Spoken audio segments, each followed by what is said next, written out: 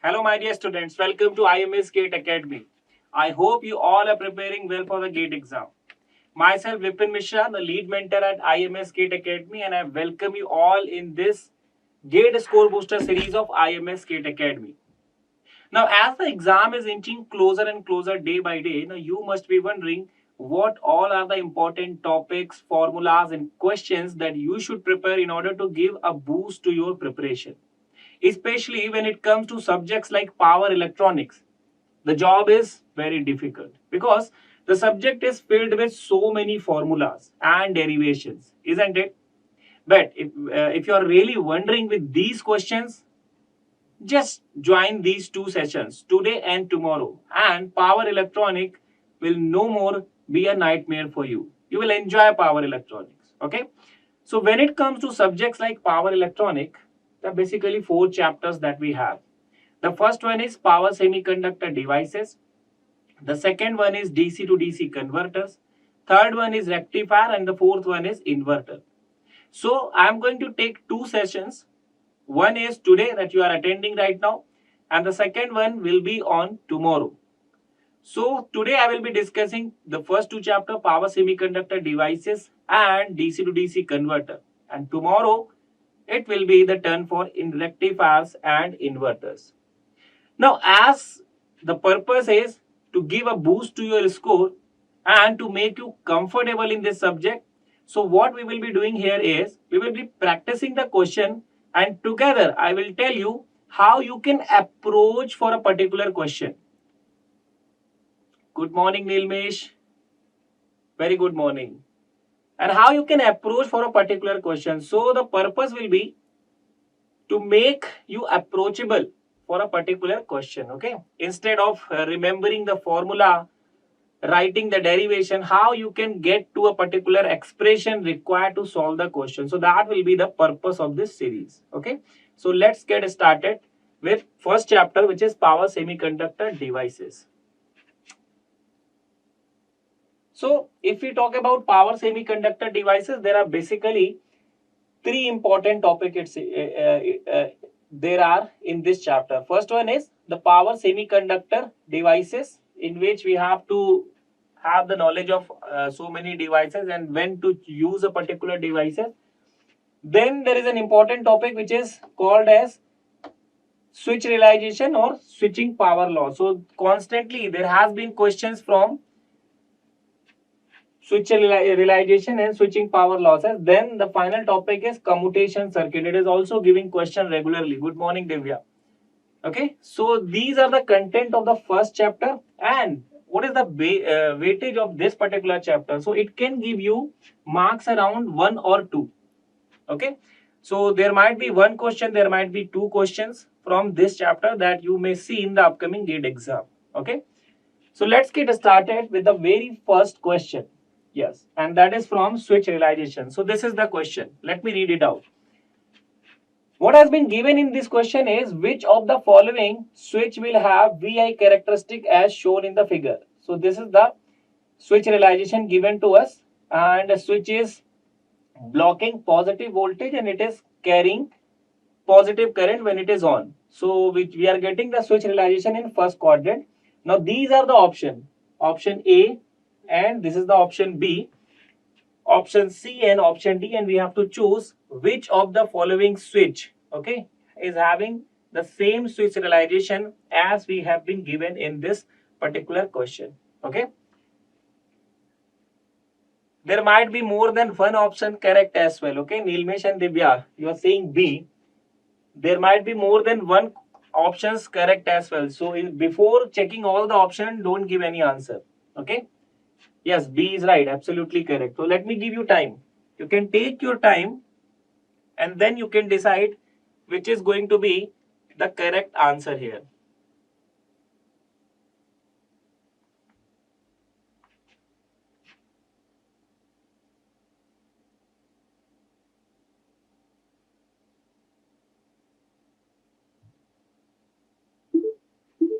So I am giving you 2 minutes for it. Now Nilmesh is saying D is also correct. Very good. So before actually checking what can be the correct answer, don't give any answer. Okay, Nilmesh? Yes, B and D. There might be more than one options which may be correct here. Take your time. Don't be in a hurry, okay?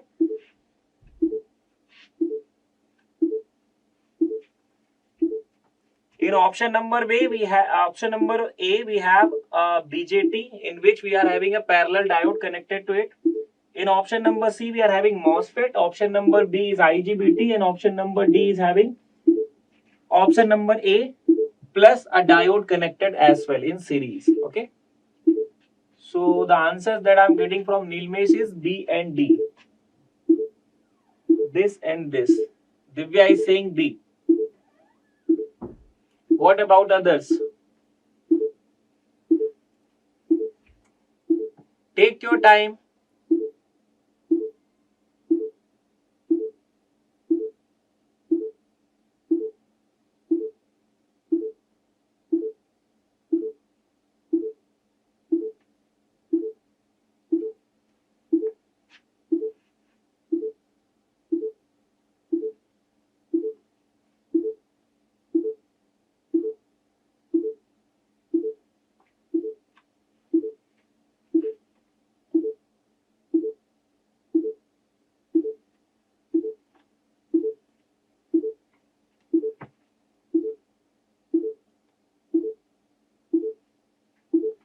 Last 10 seconds.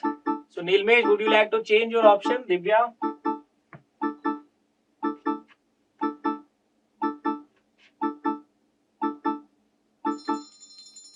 Okay. So let us solve this question. So how to approach for these type of questions? If you have to realize a particular switch combination, what you have to do? You have to look forward for the voltage that the switch will block when it is reverse bias, okay, or when it is in off condition, not reverse bias. We have to look forward the voltage that the switch will block during its off condition, and we have to look forward for the current that the switch, very good, and we have to look forward for the current that the switch will be conducting when it is on. Okay, so what we have to look for? We have to look forward for the voltage blocked during off state, okay, and the current during on state. So you have to look for the voltage blocked during the off state and the current conducted by the switch during the on state. Okay. So for IGBT, we know that the switch realization will be like this. If this is voltage, this is current. So IGBT, it will block positive voltage and it will carry positive current. Okay, same as BJT. When it comes to MOSFET, you know that MOSFET can carry current in both the direction, isn't it? It will carry both type of current, the positive and the negative, and it will block positive voltage. Okay. So this characteristic is exactly matching what we have to realize, but this is not matching. So option B is a correct option. Yes, it is correct. Now we have to look for option A and option D as well. So let us realize the switch number A. So what do we have in switch number A? So if we talk about the switch number A, in that we are having a BJT and an anti-parallel diode. Okay, we are having a BJT and an anti-parallel diode like this. So what is the switch realization of BJT? So if we talk about BJT, the switch realization of BJT and IGBT is almost similar. Okay, what type of switch realization it will give you? If this is the voltage and this is the current, it will give you operation in first quadrant. It will block the positive voltage and it will carry current in positive direction. Okay, so this is related to BJT. Now for diode, so if I talk about diode, how we have connected the diode in this manner. Okay, and this is how it will be handling the voltage. Current, if it will flow in this direction. So what will be the switch realization of this kind of diode? It will block positive voltage, but it will carry current in negative direction. Okay. Now if you see BJT and diode, they are connected in parallel. So when two switches are connected in parallel, or when any two elements are connected in parallel in electrical concepts, what do you know? The voltage has to be same, but the current has to be different, isn't it? So if we take the parallel combination of these two switches, we have to take the same voltage but different current. Then what we will get? So we have to take the same voltage and we have to take different current. So voltage we have to take same. So positive and positive. So same voltage will be the positive voltage, but current can be different. So here you have negative, here you have positive. So you will take both currents like this. So you are getting operation in first and fourth quadrant, but we want to have only in first quadrant. So this cannot be a correct option, isn't it? So option A is wrong. Okay. Option C is a wrong answer. Option A is a wrong answer. Now, what about option D? Okay. So in option D, you can see this much of switch we have already realized in option A. Now we have to connect a series diode only. Okay. So let us connect a series diode and see what we will get. So if we talk about option number D, in which what we are having?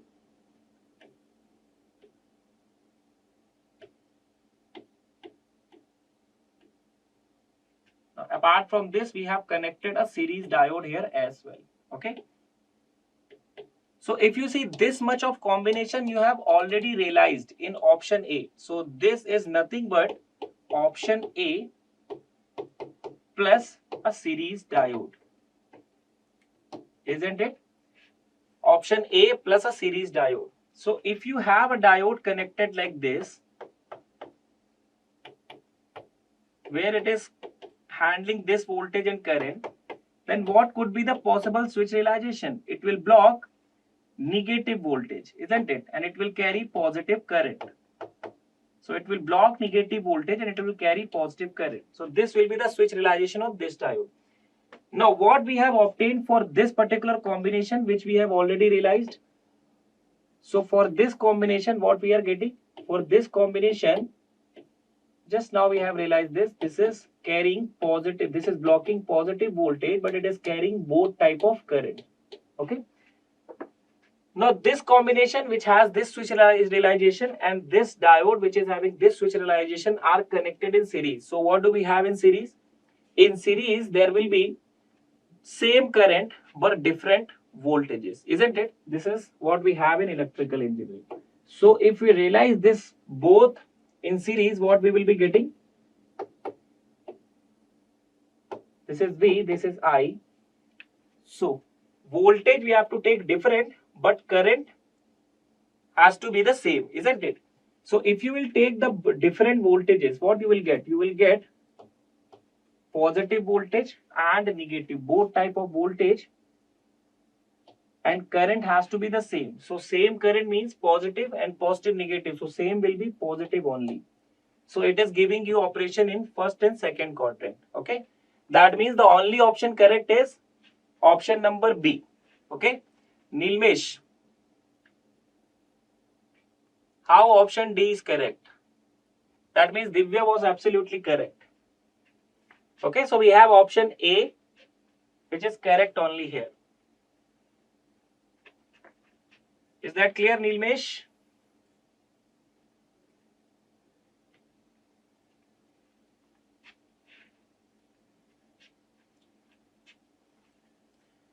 And what about others? Anybody else who has solved this question?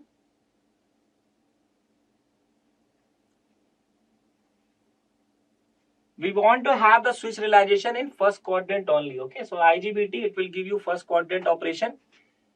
This combination and a MOSFET, it will give you first and fourth quadrant. If we talk about this combination, we have BJT, we have diode. Okay, so they are connected in parallel. In parallel, what happens? In parallel, the voltage is same, current is different. Okay, so if we have to take the same voltage and different current, we will get this switch realization for this. So which is not matching our requirement. In option D, we have this combination. Along with that, we have a series diode, isn't it? And diode is connected in this manner. So this race switch you have already realized. And for this diode, if it is connected in this manner, this is the switch realization. Now they are connected in series. So in series, what will happen? Common current you have to take and different voltage you will be taking. Common current is positive current. Different voltage will be positive and negative. So you will get switch realization in first and second quadrant. Okay, which is not matching our requirement. So that means option number B is the only option which is correct. Okay, so this is also wrong.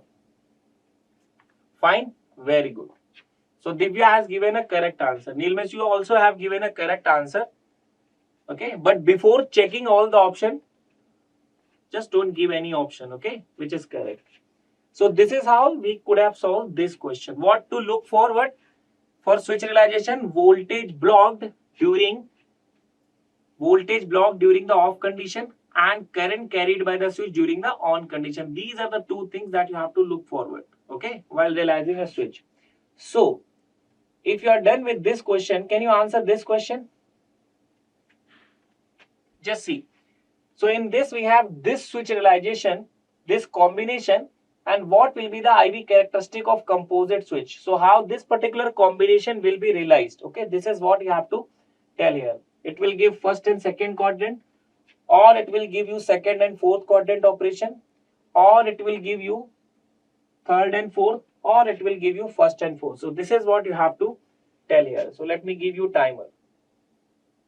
And let me see whether you can solve this question.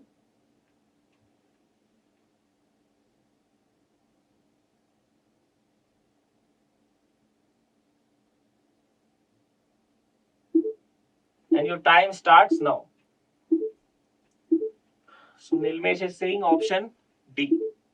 What about others?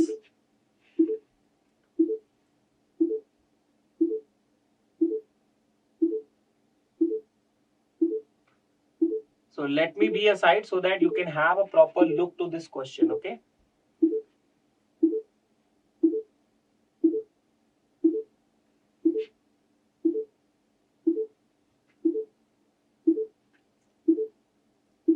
First we have a BJT and a parallel diode. Then we have a series diode, and then this combination again has a parallel diode, okay? So what will be the switch realization for this combination?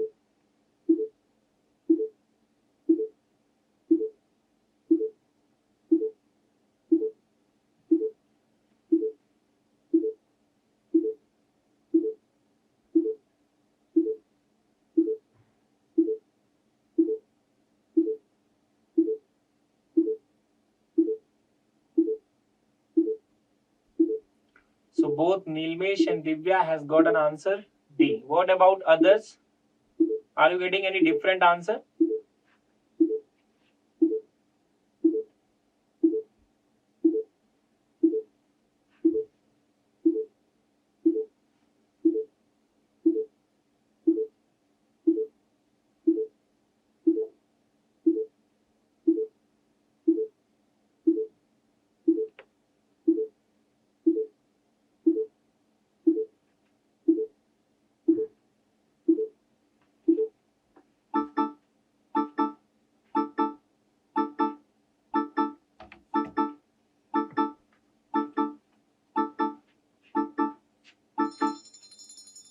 So I got an answer D. So let us check whether D is a correct answer or not, okay? So we have to realize this switch combination, in which what do we have? We have, first of all, there is a BJT,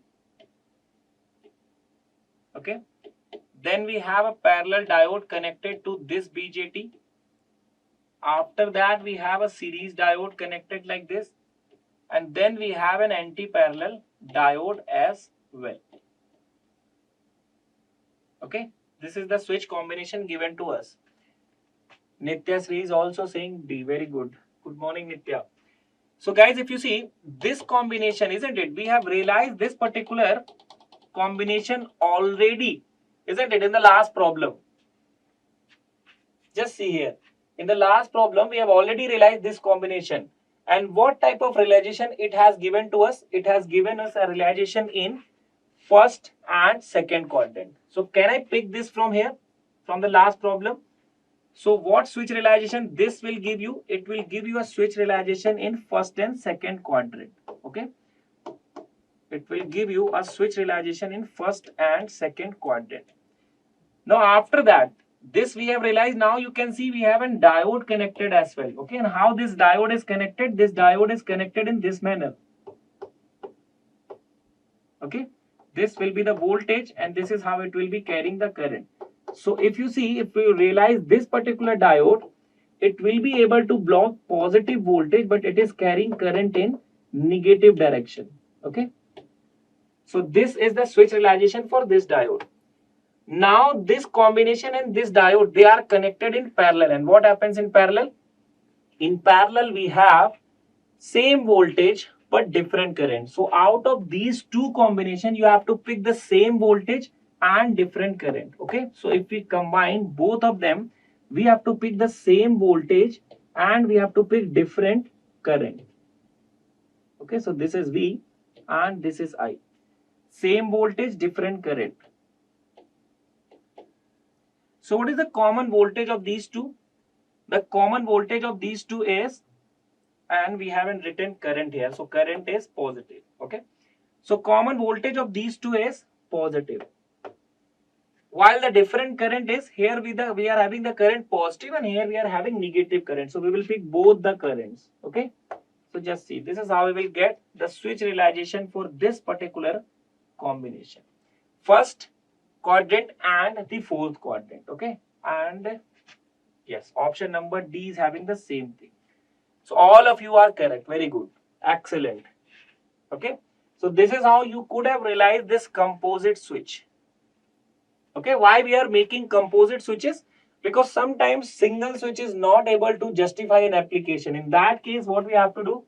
We have to make a combination of switches, connecting them in series or in parallel. Okay, very good. Excellent.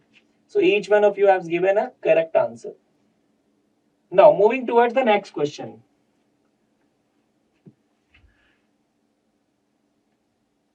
Is that V means VCE? Yes. Yes, this is the applied voltage. Okay. You have this terminal P, you have this terminal Q, so you will apply this voltage here as well. Okay, this is the applied voltage we are talking about. And the current will flow, it will flow from P to Q, then it will be considered as positive. Otherwise, if it will flow from Q to P, it will be considered as negative. Okay. So Madhu, is that clear? If you will take individual switches, of course, this voltage which you have applied across P and Q is absolutely the VC voltage of the BJT. Okay. Now what about this switch? So we are the same question we have here. We have a composite switch combination, and out of these combination, we have to choose which one will be the correct option. Okay. So let me give you time. And I hope that you are able to solve this question as well.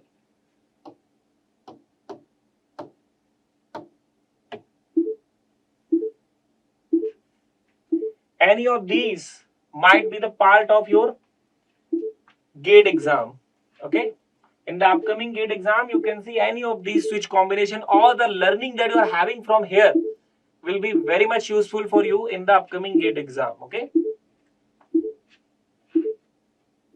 and this year the power electronics subject is going to be a very much scoring subject, because last year it has not given as many questions as it has supposed to be. Okay, so this year it is going to be the turn for power electronics. Surely you will get marks around 11 to 13. Okay, so be very well prepared for the power electronics.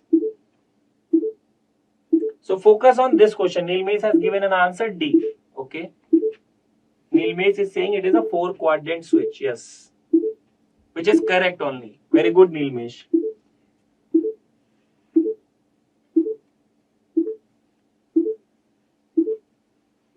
Nitya is also getting D. Very good, Nitya.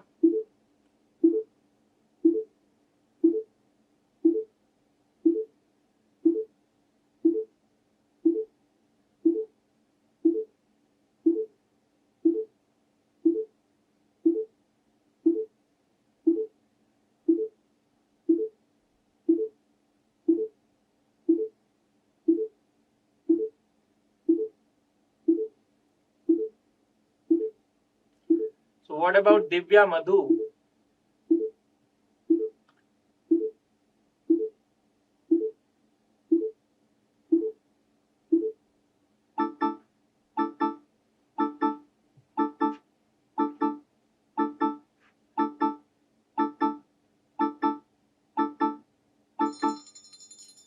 So the time is over and D is the correct answer. Very good. Nitya and Nilmesh. Very good. So guys, just see this particular combination. So in this combination, what we are having? Just see, we are having two paths here. Okay, so from A through the diode D1 and through this IGBT and through D4, we can move to B. This is one path. Okay. This is the one path available. And let me take this path first of all. So what do we have? We have a diode. Okay. Then we have a IGBT. Then again we have a diode. Okay. So first of all, realize this particular combination. This is point A and this is point B. So how you will apply voltage here? You will apply voltage from point A to B. A will be positive and B will be negative.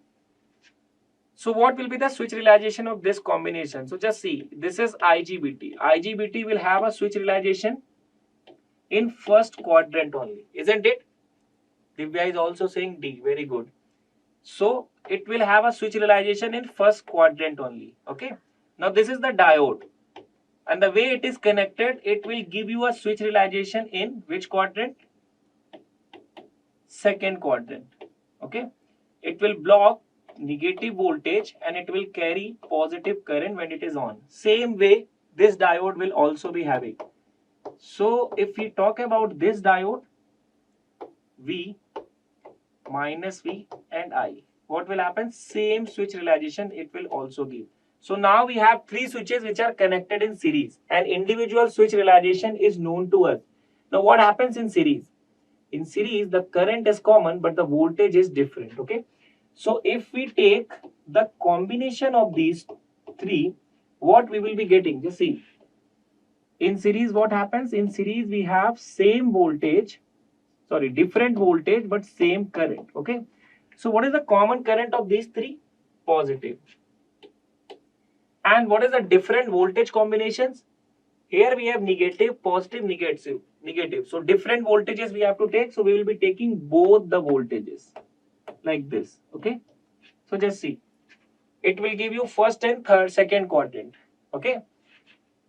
Now if you see, so this particular switch combination we have realized. Now if you look into this switch, we have another combination available as well, in which we may go like this as well. Just see, this can be the another path.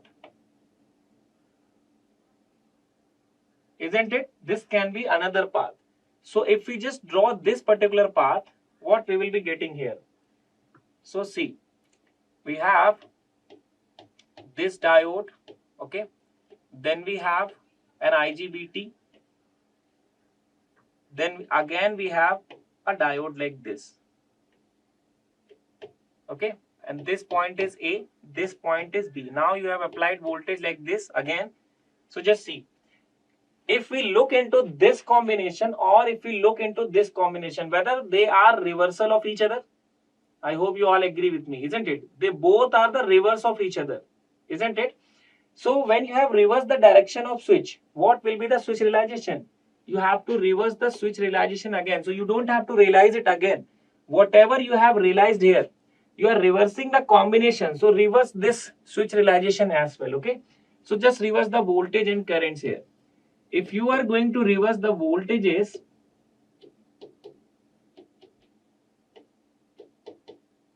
so we have both voltages. So reversal will give us both voltages as well. And current we are only having in positive direction. Reversal will give us current in negative direction. Okay. So you have realized both the paths, isn't it? You have realized both the path, the forward path for the current and the reverse path for the current. Now these combinations, just see, we have realized the combinations. Now these combinations, how they are connected with each other, parallel or series? How they are connected with each other, in parallel or in series? Tell me guys, these two combinations that we have realized, they are connected in parallel or series? They are connected in parallel. Okay, so they are connected in parallel. So just see, if we take the parallel combination of this character state, this switch realization and this switch realization, what we have to take in parallel? So if you will combine,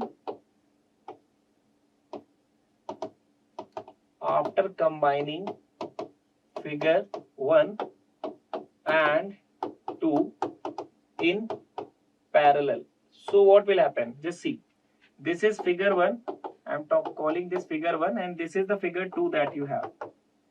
If you are combining them using parallel combination, what will happen? In parallel, you have to take the same voltage and you have to take different current. Okay. So if we are going to take the same voltage, okay, so voltage is positive, negative, voltage is positive, negative. So we have to take same voltage, we will be taking same here. Current we have to take different, okay. Yes. Different current means here the current is positive, here the current is negative. You have to take different current means you have to take both the current. So this will be the combined switch realization of this particular switch, okay, which is giving you 4 quadrant operation. Yes or no? Which is giving you 4 quadrant operation. So which option will be the correct option? Option number D, which you all have stated to be the right one. Okay, excellent, very good. Okay, so this is how, those who are not able to solve this particular question, this is how you have to approach for these kind of combination. Okay,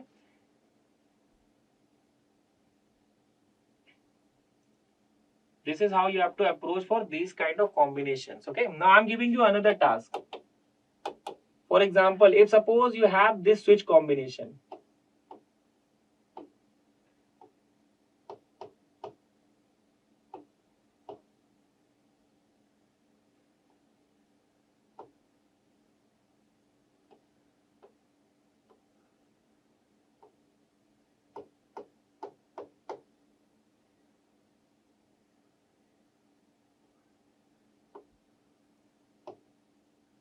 if this is the point A and this is the point B, okay, so what could be the possible switch realization of this? This you can try at your home. Okay, now we have BJT with anti-parallel diode, BJT plus anti-parallel diode, and if you see 1 and 2, these combinations are just reversal of each other, okay, and they are connected in series.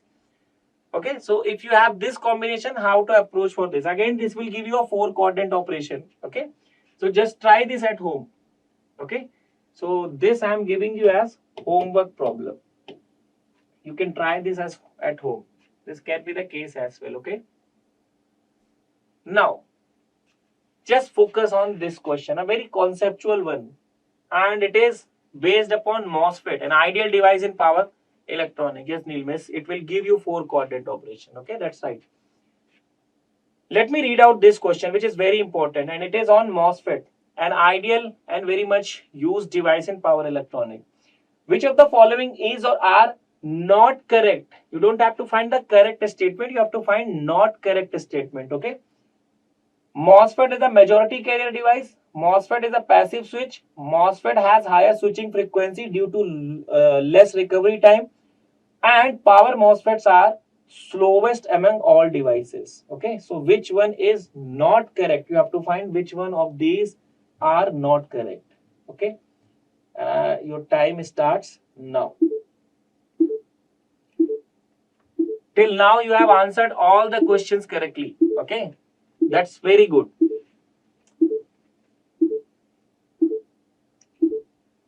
That shows that you people are in great touch of power electronics. So Divya is saying B and D are not correct. Okay, B and D. What about others?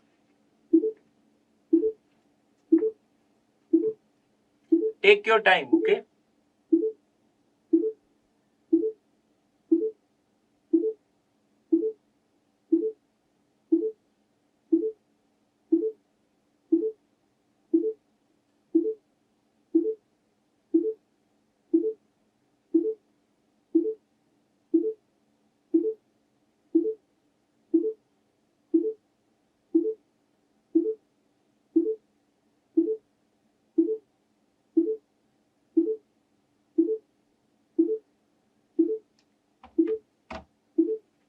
Nilmesh also saying that B and D are not correct. Very good, Nitya.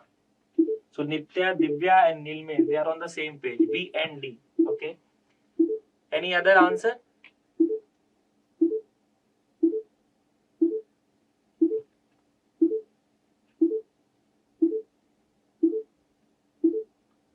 Last 30 seconds we have. Anybody else who's giving other than B and D to be the wrong answer? You have to find which of these are not correct. Okay, you don't have to find the correct option, not correct option.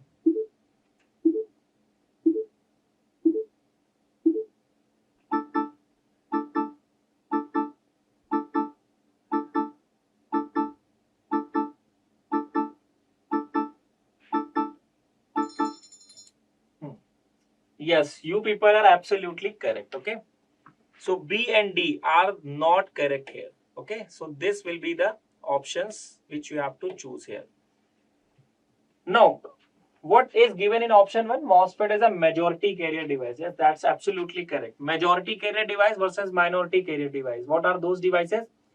Those devices in which both type of charge carrier participate, electron as well as hole. They are called as minority carrier. But if only one type of charge carrier, either electron or hole participate, the device is said to be majority carrier device. Okay. So MOSFET is a majority carrier device. This is a correct statement. Okay. Let me mark it correct. MOSFET is a passive switch.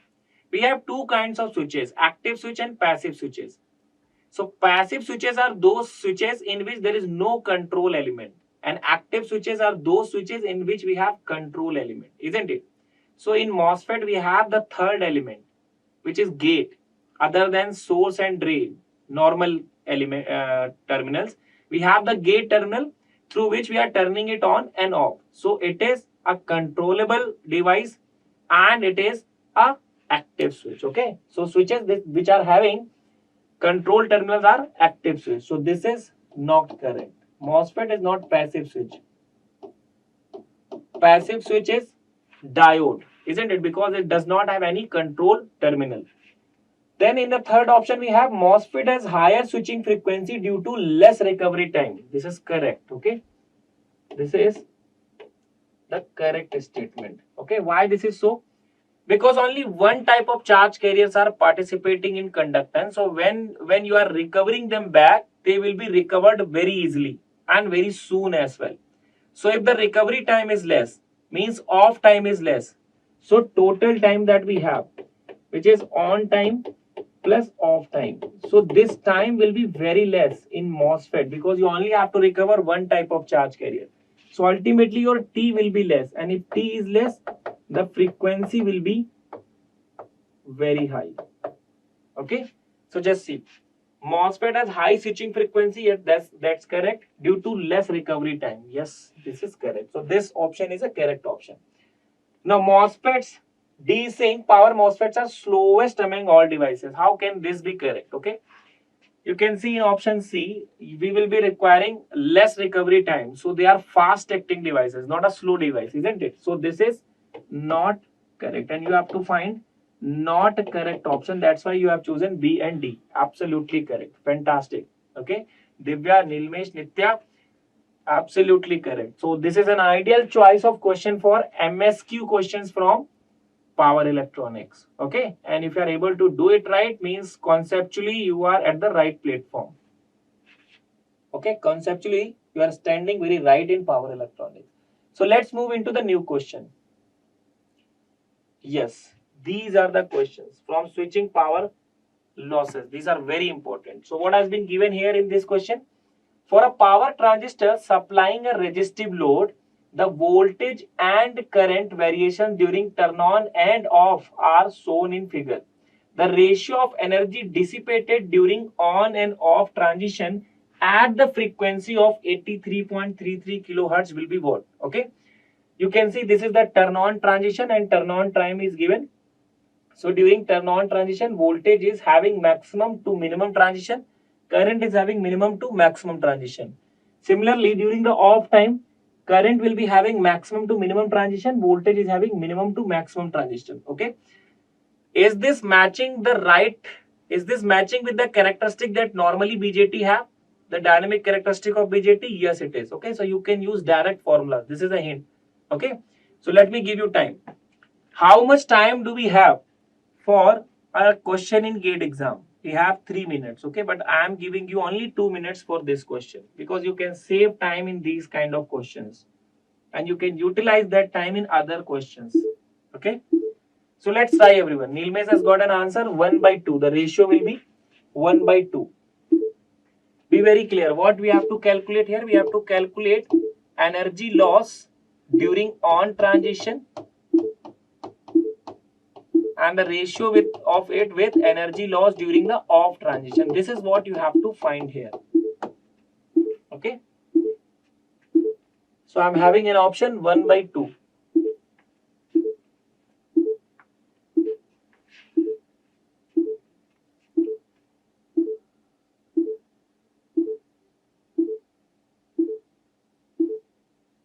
One by 2 means 0.5. Okay, because this is NAT, so you have to write 0.5 here.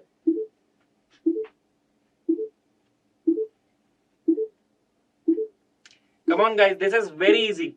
Okay, if you are my classroom student, you can very easily solve these kind of questions as Nilmesh has done.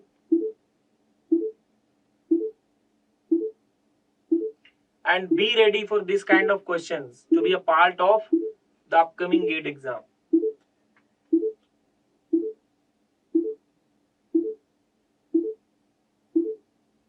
Divya is also getting 0.5. Very good, Divya. 0.5 is the correct answer. Okay. What about others?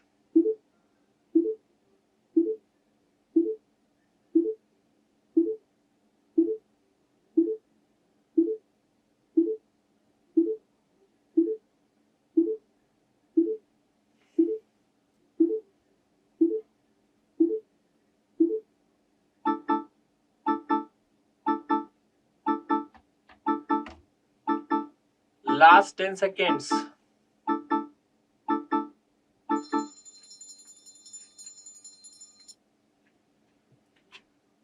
One by 2. Very good, Nitya. So just see, this is the characteristic given to us. Okay. And what we have discussed is, if suppose the voltage and current transition are like this, okay, in on time or in off time, then you know that energy loss you can calculate directly. So what will be the energy loss? It will be equals to VCC into ICS divided by 6 into T on. Okay, this is the energy loss during the on time. And similarly, what could be the energy loss during the off time? So during the off time, it is having the same formula, VCC into ICS divided by 6 into T off. Okay, so if the characteristics are exactly matching to this particular shape, we can directly use these formulas. Okay, what is VCC? So this voltage is basically VCC. Okay, and this maximum current is basically ICS. Now what we have to calculate? We have to calculate the ratio of these two. So we have to calculate what will be E loss during on transition divided by the E loss during the off transition. Okay, so if you will put the value VCC ICS divided by 6 into T on upon VCC ICS divided by 6 into T off. So you can see this will be cancelled, and what you will be getting? T on divided by T off. So what is T on? It is 4 microseconds. What is T off? It is 8 microseconds. So you will get 1 by 2 or 0.5 as answer. Okay. This is how you have to approach for this question, which Nilmesh, Divya and Nitya has already solved. Very good. Excellent. Okay. So answer will be 0.5. So this is how you have to approach for these questions if you have the similar characteristic. Okay. So if your characteristic is exactly matching, this is like a gift, isn't it? We can directly use these formulas and we can approach for the further solution.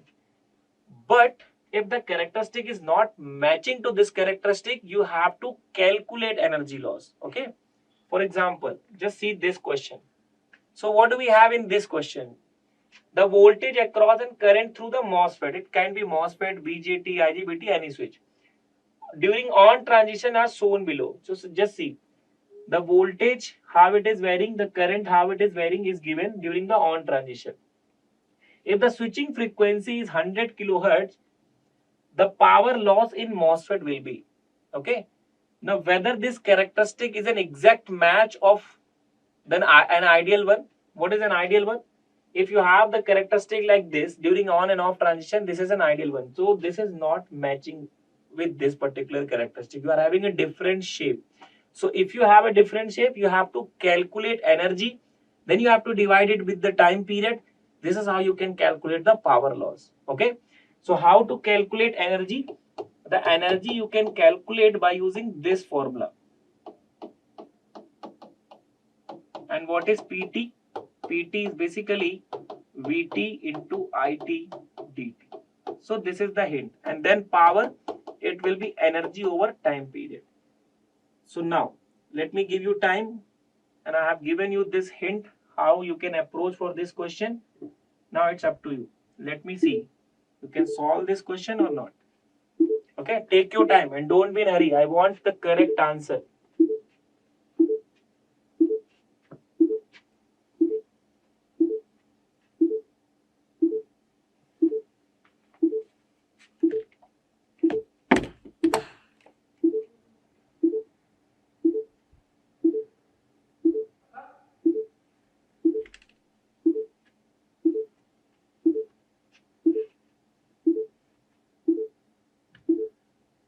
Take your time, guys. Don't be in a hurry. Okay. I want the correct answer from each one of you. And don't do any calculation mistake.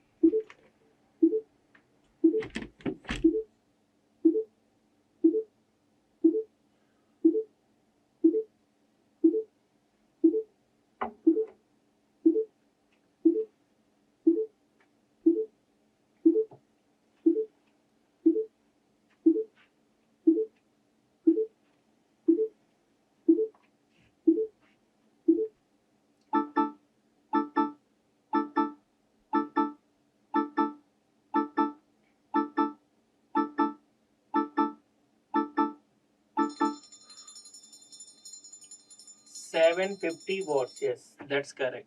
Very good, Nilmesh. 750 watt is a correct answer. And what about others? Do you want more time for this question? Okay, let's see how we can approach for this kind of question. Okay, so what I have told you, that how to approach for calculation of energy. Okay, so energy will be basically energy that you have to calculate here first will be, just see, we have two times here. First we have 10 microseconds. Okay, and during that what will be the PT? Then we have the other time which is 20 microsecond, and then what will be the PT? This is what you have to calculate, and you will calculate the energy. Okay, now you know that PT is basically Vt into It. Vt It dt plus Vt It dt. This is how you can write it. Okay, now just check for 10 microseconds. So during this 10 microseconds, you are having voltage as constant. So can I take this voltage out? So I can take the voltage out and only current will be there, because current is varying. It is not constant. Okay. Similarly, if we see in 20 microseconds, the voltage is varying while the current is constant. So can we take the current out and only voltage will be there like this. Okay. Now if you see, this is nothing but the area of IT. Okay. And this integration is nothing but the area of VT. Okay. Area of IT curve, area of VT curve. So can I write the values here right now? Just see, E will be in the first integration. What is the value of VT? It is 50. Okay. Into this indicates the area under the current curve. So just see, this is the area under the current curve for 10 microseconds. This area you have to calculate. So this is making a triangle. The area of triangle will be half into height and width. Okay. So half into, what is the height? Height is 10 ampere. Okay. And what is the width? 10 microseconds. 10 into 10 to the power minus 6. So we are done with the first integration. Then for the second, IT is constant. Okay, just see, IT is constant at 10 ampere. But the voltage is varying. Okay, and if you see, voltage varies like this. So what you have to calculate? You have to calculate the area under this voltage triangle. Okay, so how you will calculate that? Half into, what is the height of the voltage? 50. And what is the width? It is 20 microseconds. Just see, you have to put the values like this. Okay. Now when you will solve this, the answer that I am having is 7500 into 10 to the power 7500 into 10 to the power minus 6 joules. That will be the energy. I hope you are getting the same answer, Nilmesh, for the energy. Okay. Then if we talk about the power, power will be energy over time period, or energy into 1 by time period as the frequency. Okay. How much is the frequency given to us? 100 kilohertz. Okay. So just put the values here. E is 7500 into 10 to the power minus 6. And what is the frequency? 100 kilohertz. So write 100 kilohertz here. 100 into 10 to the power 3. So what we will be getting? We will be getting 75 watts as the power loss. Okay. I think in this way, Nilmesh, you also have solved this question. Yes or no? And what about others? Why you people are not getting answer yet? Too much time is over. So much time is already spent on this question. So is that clear right now? To others as well? Madhu, Divya, Nitya, Selja. Is that clear? This is how you could have approached for this kind of question. Okay. Tell me your concern. Is this clear? Very good. Nitya is also getting 750. Very good. So did you get this difference? Very good, Divya. So did you get this difference? Two different problem, two different approach. Okay. This problem, we have applied the formula and then we have solved this problem. In the last case, we have directly written some formulas. So if you have that particular shape like this, which we had in this particular question, you can directly use the formulas. Okay. VCC ICS by 6 into T on, VCC ICS by 6 into T off. But if you are having a shape other than this, which you are having in this particular question, then you have to solve like this. Okay. This is what we have done and we got the answer. So I hope this difference is clear to you. You may get a question of either choices. Okay. Either the first case or the second case in the exam. Okay. So this is how you have to approach for these kinds of questions. Now, questions from commutation. So we have covered switch realization. We have covered the switches and we have covered the switching characteristic of the switches as well. Now comes the term for calculation of now comes the term for commutation circuit. So just see this question. Let me read it out. The current commutation circuit is shown in the figure below. So this is the current commutation circuit which we have. We don't have to remember the circuit because they will already give you They already have given this. If the capacitor and inductor has the value of 20 microfarad and 7.5 microhenry, the voltage across capacitor for which the SCR gets turned off will be. Okay. You have to find when the SCR is getting off, what voltage the capacitor is applying. What capacitor voltage is acting as a reverse bias voltage across the switch. This is what you have to find here. Okay. So your time starts now.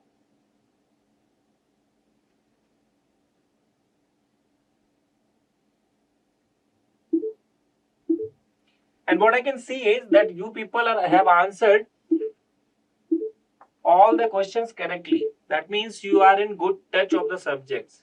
Okay. And which is very nice of you. Okay. Because this year power electronics is going to give you more number of questions in the exam. If you are well prepared for power electronics, means you are well prepared for the GATE exam.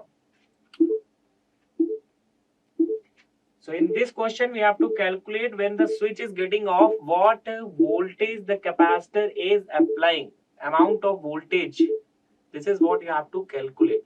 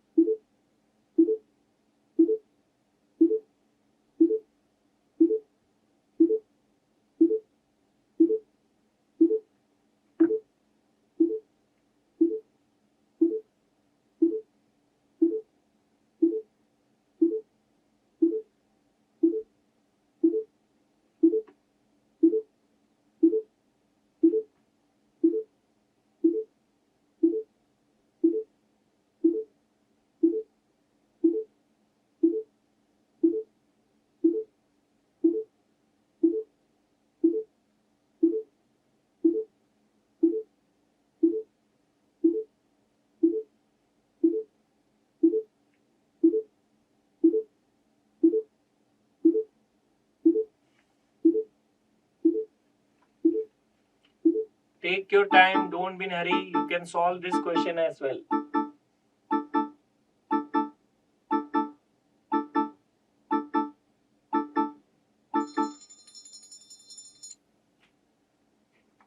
So maybe you are not able to memorize the formula, isn't it? And you don't have to. Just see here how you can get to the formula. So the current flowing in this LC combination will be what? The current flowing in this LC combination will be IC. Okay. And what is this current IC? This current across this LC combination will be IP sine omega naught T. Or what is IP? Vs under root C by L sine of omega naught T. So this is the current. Okay. Now there is a current flowing in this main thyristor as well. Isn't it? There is a current flowing in this main thyristor as well. Okay, you can calculate in the meanwhile. Okay. Now, if you see, if we apply KCL at this node, okay, so KCL at this node will give you what? KCL at this node will give you ITM plus IC. This will be equals to I naught, isn't it? Or what we can write here is that ITM, this will be equals to I naught minus IC. Okay. Now what is the purpose? The purpose is to turn off this main thyristor. This is the purpose of the commutation circuit. So what we want to have? We want to have ITM to be equal to 0. That means we want to turn off the main thyristor. Okay. Suppose if you don't remember any formula, this is how you can approach for it. ITM has to be 0. Now when you can get ITM to be 0? This is possible when I naught and IC, they are equal to each other, isn't it? I naught and IC, if they are equal to each other, what is IC? IC is IP sine omega naught T, isn't it? So what will be the value of omega naught T here? That will be equals to sine inverse I naught over IP. Okay. And this instant omega naught T. Okay. This is the time at which what voltage the capacitor is applying here. what voltage the capacitor is applying here will be acting as a reverse voltage across the thyristor and it will get off. So capacitor, it might be having a reverse polarity at that time. Okay, and that's why the thyristor is getting off. Yes or no? So during that instant, what could be the voltage applied across the thyristor by the capacitor? This is what you have to calculate. Okay, so two things we are very sure about here, that IC current is given by this amount, and you also know that the capacitor voltage Vs will be equals to Vs cos omega t at any time. It is following the cos curve. We know these things from LC circuit concepts. Now this omega t, let me call this omega t dash instant or t2, whatever you want to write, you can write omega t dash instant, which you have calculated sin inverse I naught upon Ip, where your current is getting 0 and thyristor is getting off. So if we put this instant in this formula of Vs, we will get at what voltage the capacitor is applying. What I'm trying to say is that we have Vc is Vs cos omega naught t. Now Vc, it will be equals to the reverse bias voltage when the thyristor is getting off. Okay, so that voltage the capacitor is applying at this instant. Okay, so let me put this instant omega naught t dash. So what is the value of omega naught t dash? Is sine inverse I naught over Ip. Just see. Now this is the voltage which will be acting as a reverse voltage across this thyristor applied by this capacitor. Okay, when the polarity is reversed. So you got the value. Now just put the values and you will get the answer. So Ip, how you can get Ip? Ip is Vs under root C by L. Okay, what is Vs? 220.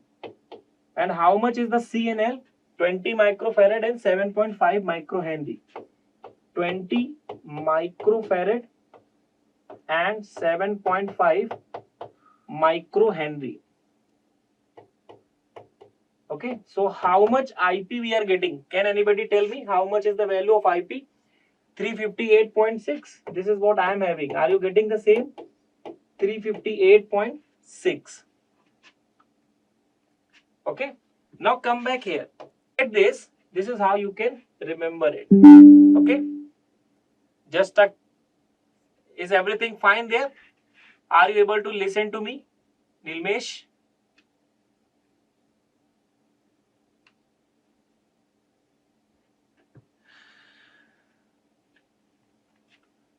Are you people able to listen to me? Any problem that you are facing right now? Everything is correct?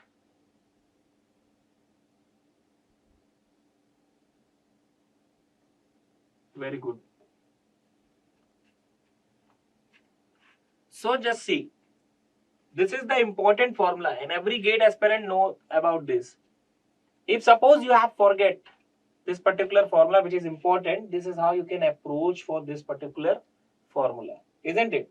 This is how you can approach. So make all the formulas approachable for you, and this is how you can solve all the questions. So we are done with this problem. I hope you all are getting the same answer. Moving towards the next question. So this is related to voltage commutated chopper. So what we have here is a voltage commutated choppers operating at 1 kilohertz is used to control the speed of DC motor as shown in the figure. Okay. The load current is assumed to be constant at 10 ampere. So what we have as the load current I naught, it is 10 ampere. The ratio of peak current through thyristor Tm and Ta will be, we have to calculate what will be the ratio of thyristor current across Tm and Ta. Okay, peak current across Tm and Ta, what will be their ratio? This is what you have to calculate. Okay, I hope you can solve this question. So let me give you time.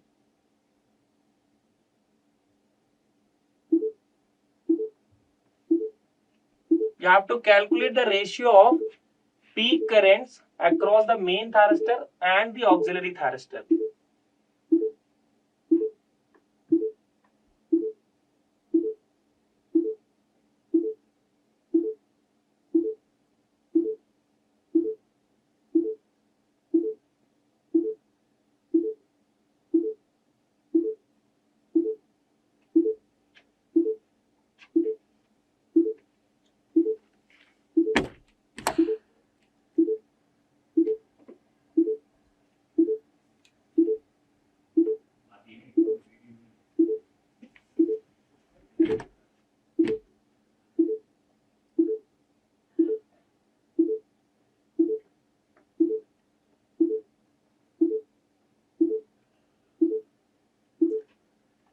1.23. This is what Nilmesh is saying. Okay. Divya, Nitya, what is your answer?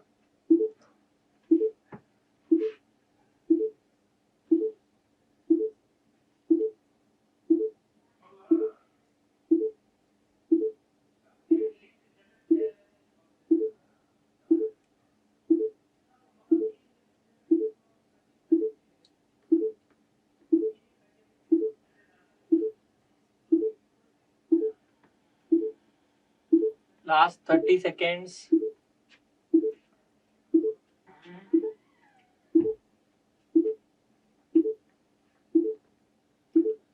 Okay, Divya is getting 2.41.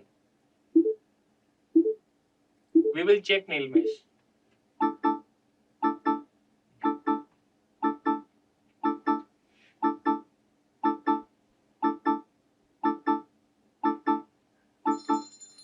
Okay. So we have to find ITM peak and ITA peak, and then we can approach for this question. Okay. So just see, this is ITM current. Okay. And this current will be the IC current, okay, which is coming through this particular circuit. Now, can you tell me, and this is I naught, we have this current as I naught. So if you apply KCL at this node, ITM is basically what?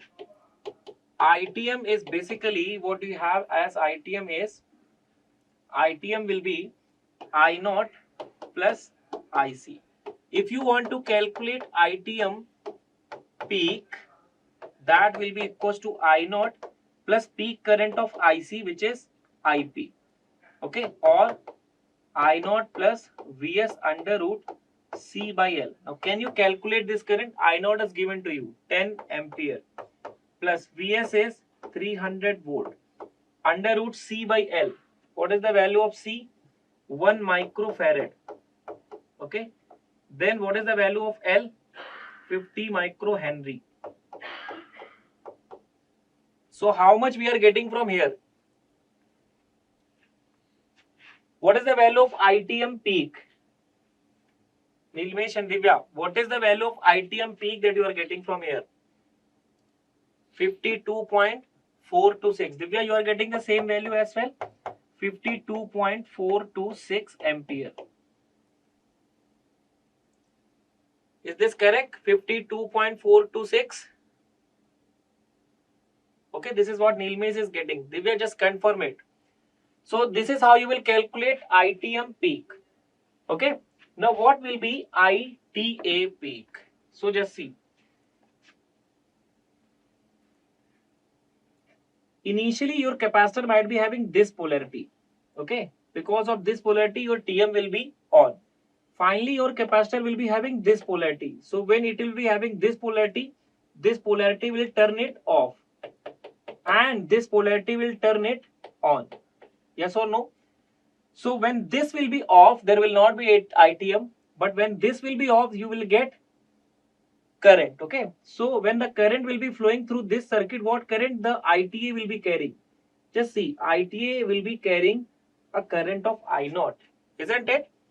Because TM will be off at that time. So if TM will be off, there is no path for ITM to flow. So right now we are having this IC current which is flowing across TA, and that current is also equals to I naught current, and diode is also reverse bias. Okay. So what could be my current across ITA? Okay. So if I talk about the ITA peak current, so my ITA peak current will be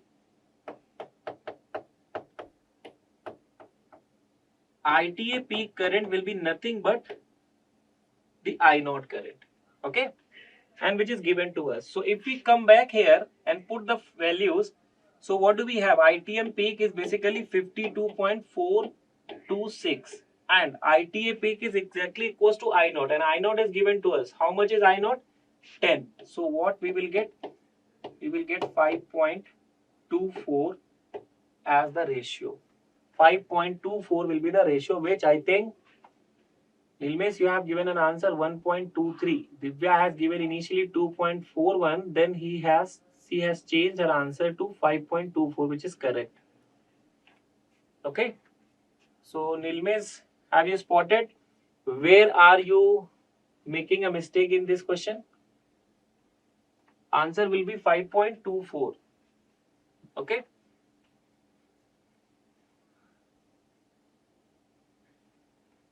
Is that clear?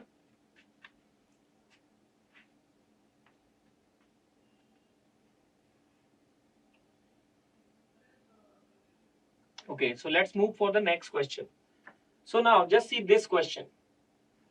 This is a very good question. So what has been given here? The circuit shown in figure below has VCC equals to 70 volt, L equals to 210 millihenry, R equals to 20 ohm, T1 equals to 10 milliseconds and T equals to 100 milliseconds. The peak current and peak energy storage in inductor will be. This is an MSQ question. What you have to calculate here? Peak current and peak energy across the inductor. You have to calculate IL peak, okay, and you have to calculate energy stored across the inductor as well. These two things you have to calculate. So can you attempt this question? Okay, let me give you time. This is a very good question. If you are able to do this as well, you can do any question.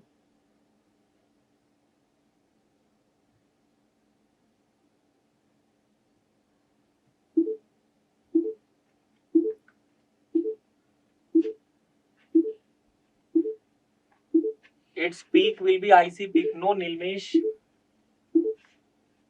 IC current, ITA will be carrying IC current, but IC current will now become what? IC current is forced to become I naught right now, isn't it? IC current is forced to become I naught. See here, when the capacitor polarity will be reverse, diode will also be off, main thyristor will also be off. Now TA will be on and it will be carrying IC current, and this IC current is also becoming equal to I naught. So IC is becoming equal to I naught right now. Okay.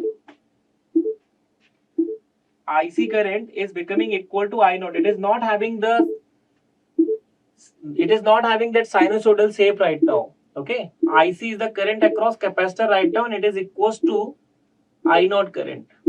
Okay. So it is forced to become I naught. Focus on the waveforms that we have drawn. There you will understand that IC will become minus of I naught. Okay.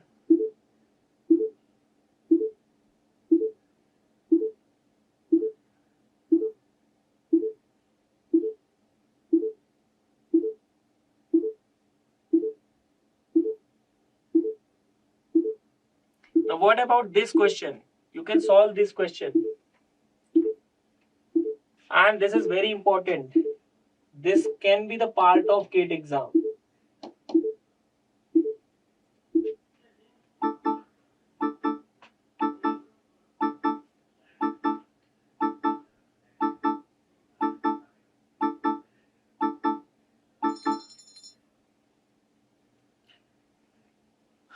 So, what about this question? Just see.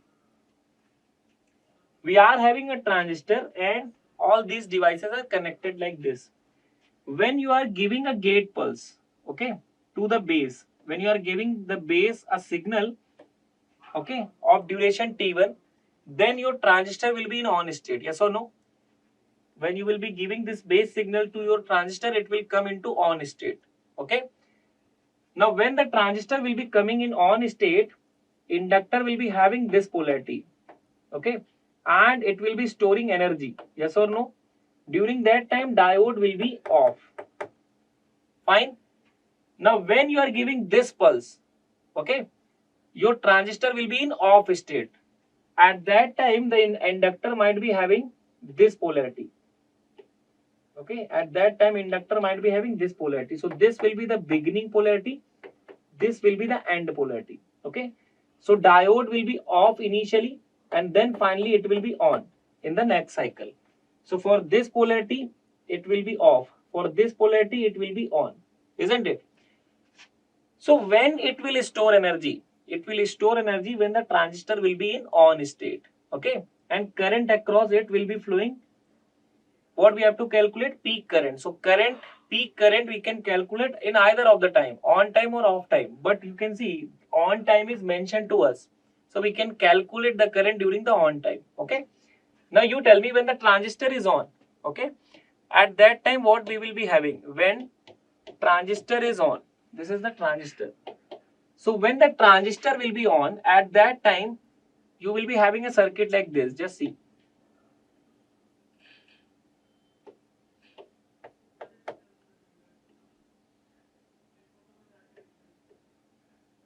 Isn't it? You will be having a circuit like this. This is the inductor voltage and inductor current is flowing in this direction. This is the VCC voltage. Okay. Now when you will apply KVL, what you will get? You will get VL equals to VCC. Isn't it? You will get VL equals to VCC. And you know that VL is also equals to L DIL by dt, which will be equals to VCC. If I want to calculate IL from here, this will be equals to what? 1 by L integration, time duration will be T1. Okay. Time duration will be T1 into VCC dt, or this current which I am calculating for this duration T1, this will be equals to VCC into T1 by L. Okay. Now put the values. What is the value of VCC given to us? 70 volt. What is T1? T1 is 10 milliseconds. So 10 into 10 to the power minus 3 divided by what is L? 210 millihenry. Okay. So when you will solve it, what you will get? B answer. Okay. B is the answer that you are giving. 3.33 ampere. Okay. I am getting 3.33 ampere. You are getting 3.5.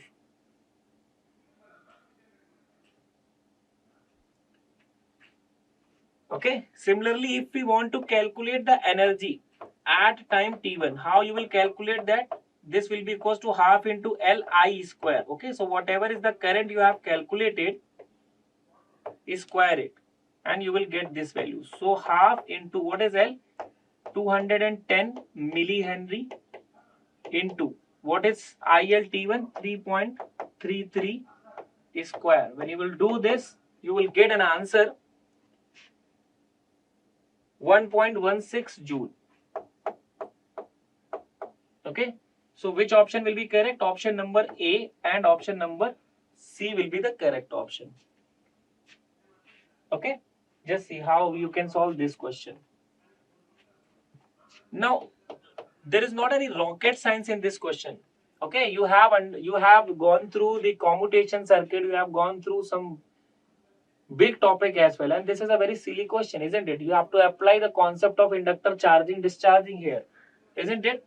And when the particular switch will be on, when it will receive the gate pulse. When it is not receiving a gate pulse, means it will be in off condition. So when the switch is getting on or off, you have to apply the transition as well, and these are the formula that you will be using anytime.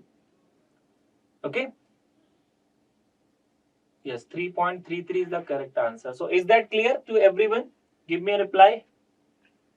Is that clear to everyone?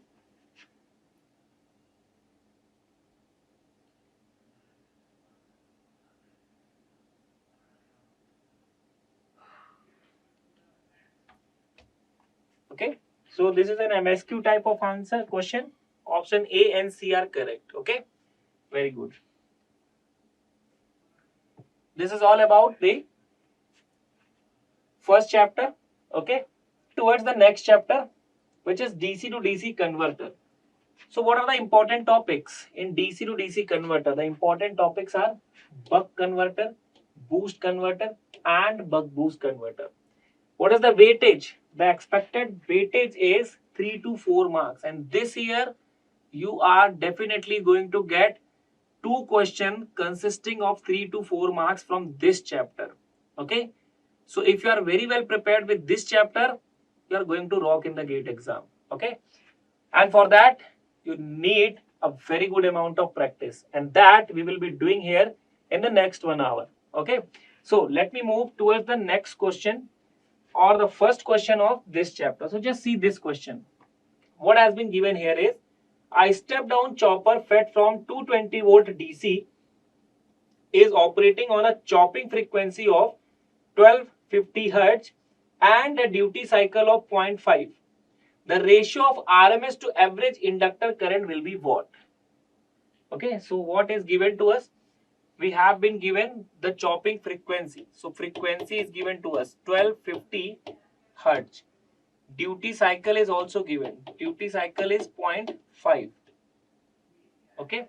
Then what we have to calculate? We have to calculate the ratio of inductor RMS to average current. Okay. So what will be the ratio of RMS inductor current to the average inductor current? This is what you have to find. Okay. And your time starts now.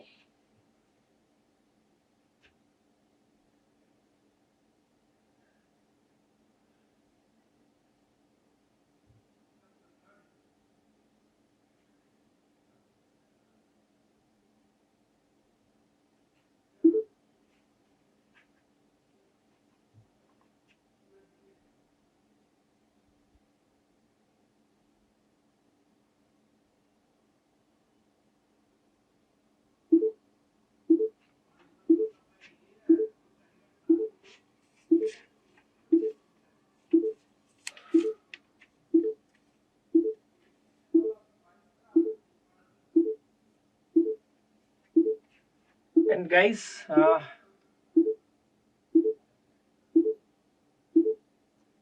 don't focus on these options. Okay, this is an NET type of question. You have to answer it. What will be the answer? Okay, don't focus on these options. There will not be any option will not lie among these. Okay, this is a typing mistake. So you have to give an answer. What could be the possible answer? You have to find the ratio of RMS to average current. Okay.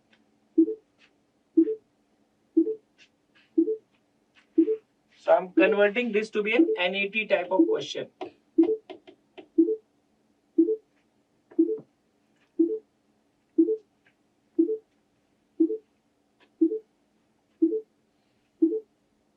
You have to find what could be the ratio of RMS inductor current to the average inductor current. Okay. So for that you need to have formulas.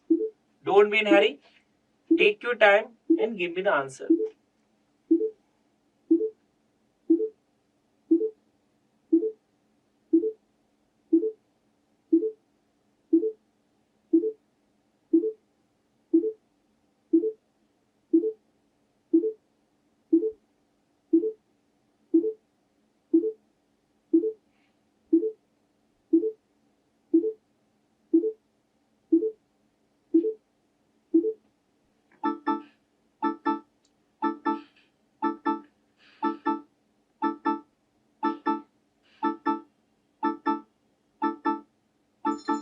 Okay, let's check it out.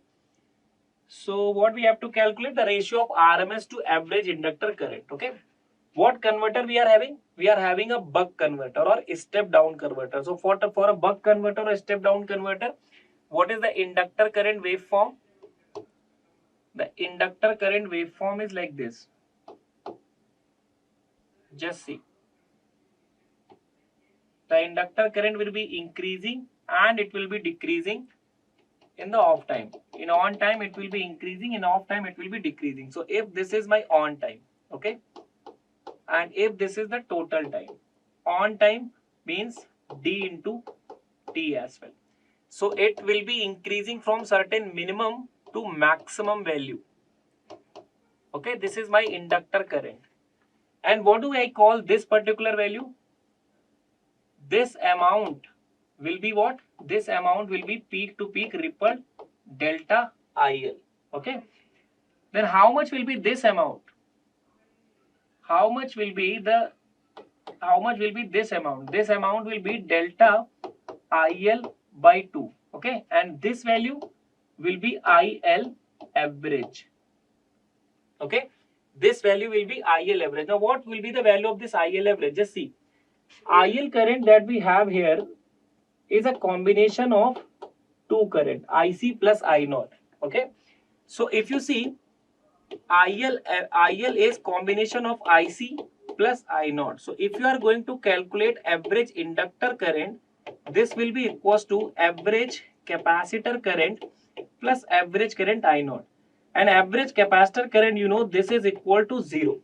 Okay, because capacitor charges and discharges. So average capacitor current is equals to 0. So what will be my average inductor current? So my average inductor current, this will be equals to I naught. Okay. So this is what we have calculated. Average inductor current will be I naught. So I may write here average inductor current to be I naught. So this is what I have calculated. Now I have to calculate the RMS value of this current. Okay. So how to find the RMS value of this current? So RMS value of this current, this is having DC plus ripples as well, AC content as well.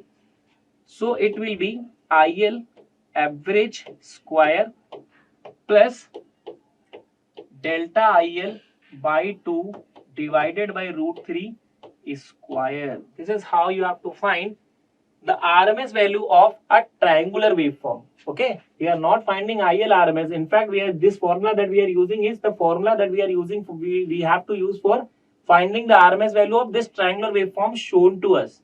Okay, same we have applied here. Okay, so what are the values required here? Just see. In order to find the ratio, we need the value of IL average. We need the value of delta IL by 2, and then the task is very easy for us. So let us find these values. Okay, so just see. If I have to find what will be IL average. IL average is basically I naught. I naught will be V naught by R, and V naught will be dVs over R. Okay. Now all the values are given to us. What is D? D is given 0.5 and Vs is 220, R is 10 ohm. So 0.5 into 220 divided by how much? 10 ohm. So how much will be IL average? Okay. So IL average, if you will calculate from here, you will get 11 amperes. Okay, it will be 11 amperes. Then in order to calculate IL RMS, we need the value of delta IL, peak to peak ripple current.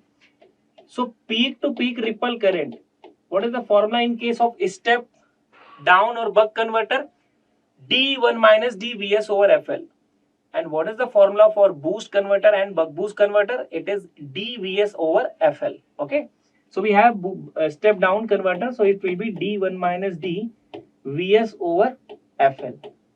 Now put the values. 0.5, 1 minus 0.5 into 220. Frequency is 1250 Hertz.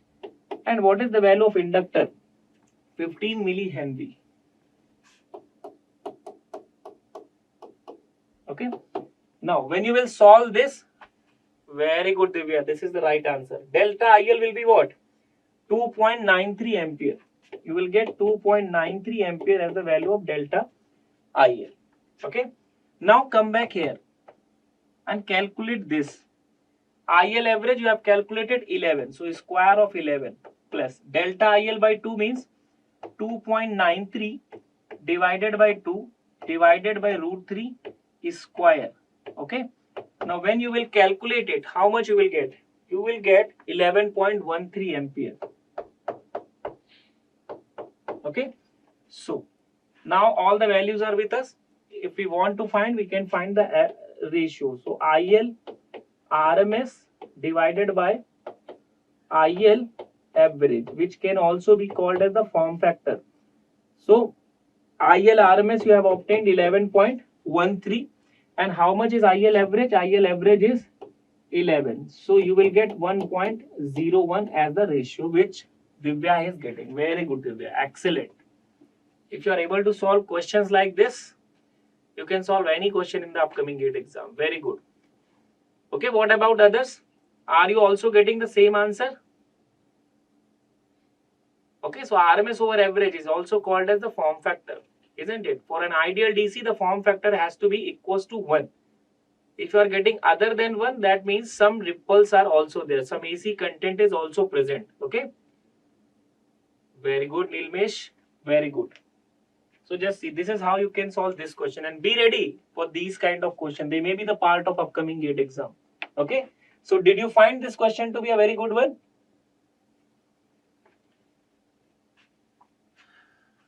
Very good. So let's talk about the next question. A buck converter produces 16 volt from 48 volt DC. Okay. Across 10 ohm resistor, the output voltage ripple must not exceed 0.48% at a switching frequency of 50 kilohertz, so that the converter operates at the boundary of continuous conduction. The RMS inductor current will be what? Okay, so what has been given to us? Just see. It produces 16 volt output voltage. Converter is buck converter. Output voltage is 16 volt. Okay, input voltage is 48 volt across the resistance of 10 ohm. So load resistance is 10 ohm. And output voltage ripple must not exceed 0.4%. So output voltage ripples, they are 0.48. And then we have switching frequency, which is how much? 50 kilohertz. And the converter operates at the boundary of continuous conduction. It is operating at the boundary of continuous conduction. This is the important line. You have to look into this line. It is operating at the boundary of continuous conduction, and then you have to calculate that what will be the possible RMS value of inductor current. Okay, and I'm very sure that you people can solve this question.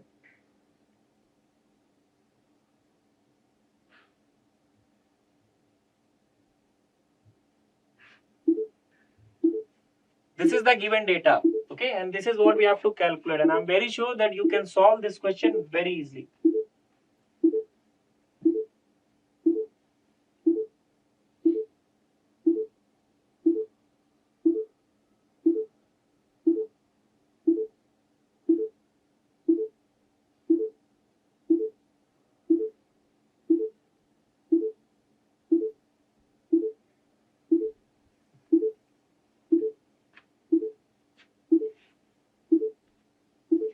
Take your time, okay, but don't do any mistake.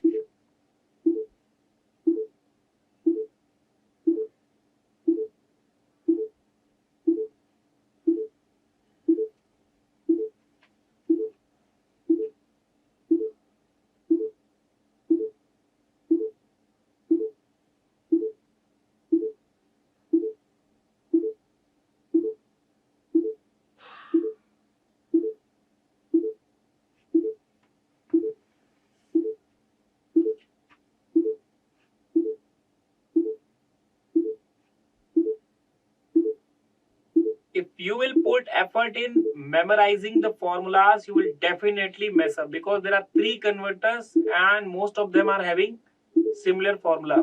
But if you have remembered the approach, how to get to a particular formula, you will be able to solve any questions, and you will be able to derive whatever is necessary equation required for the particular question. Okay, so look forward to the approach, not for the particular formula, and don't make yourself a pressure cooker.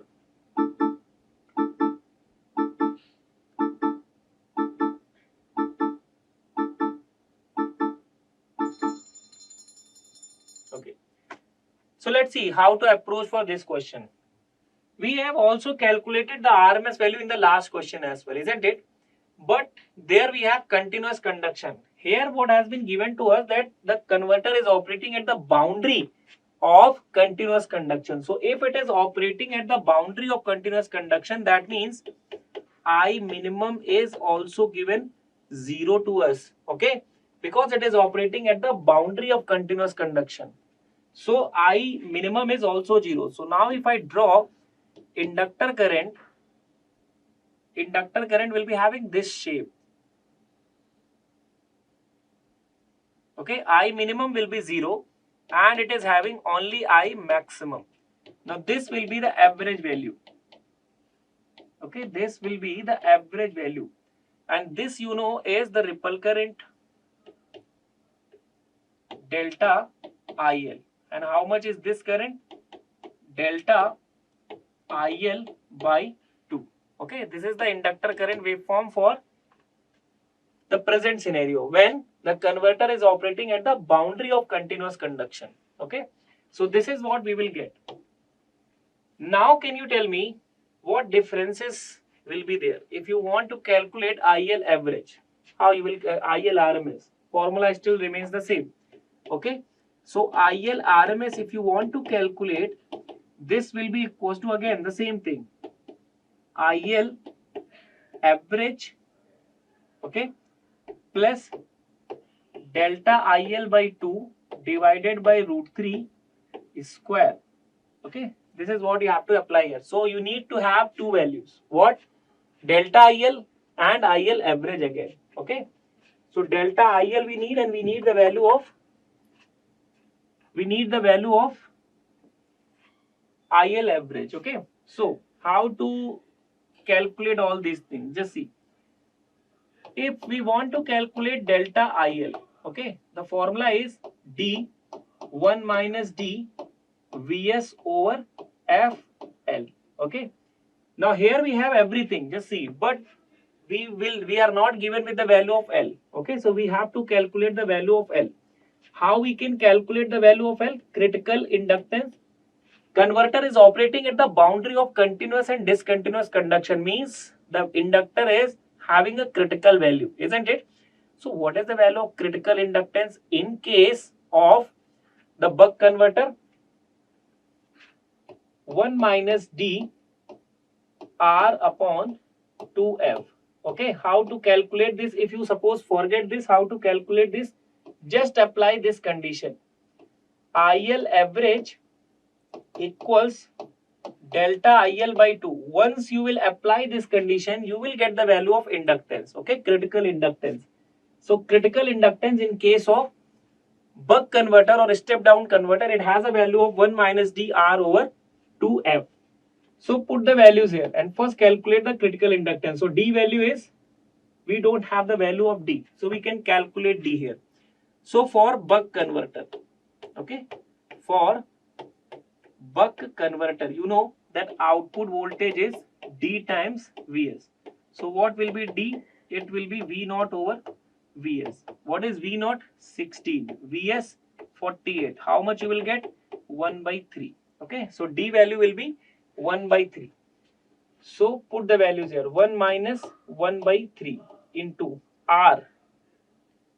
Whether we have a value of R? Yes. It is given 10 divided by 2 into, what is the frequency? 50 kilohertz. 50 kilohertz. So when you will put the values and you will calculate the value of LC, you will get 66.6 microhenry. Okay, you will get 66.6 microhenry as the value of L. Okay, just cross check whether this is correct or not. Okay, this is what I have calculated, 66.6 microhenry. Now come back here in this formula again and put the values of D, which is 1 by 3. 1 minus D will be 1 minus 1 by 3. Vs is 48 volt upon frequency is 50 kilohertz. And what is the value of L? 66.6 microhenry. Okay, so after putting the values, if you will calculate it, 1.84 is what Nilmes is getting. Delta IL that I have is 3.20. Okay, delta IL will be 3.20. If you are talking about final answer, yes, Nilmes is absolutely correct. Very good. So this will be the delta IL value. Okay. Now what will be the IL average? What will be the IL average value? Can you tell me what will be the IL average value? If you look into this formula, in this condition, whether IL average is not equals to delta IL by 2. So IL average is equals to delta IL by 2 here, isn't it? By looking into the waveform, we can confirm this. And what we will get? We will get 1.6 ampere as IL average. If you don't want to do this, you can also calculate IL average from this formula. IL average, you know, in buck converter is I naught. I naught is V naught by R, which is dVs by R. Okay. So if you will put the values 1 by 3, 48 and 10. So again you will get 1.6 ampere. So in both the way you can get this value. Okay. By looking into the waveform, you know that IL average has now become delta IL by 2. Delta IL you have already calculated, so don't waste your time. Otherwise, if you don't want to remember, you can calculate in this way as well. Now coming back to this formula, what is IL average? IL average is 1.6. So 1.6 square plus delta IL by 2. Delta IL by 2 means 1.6 again divided by root 3 square. Okay, and finally you will get an answer of 1.84 ampere. Okay, so Nilmesh, your answer is absolutely correct. Well done. I hope this is clear to everyone. Divya, Nitya, any problem that you guys are having in this question?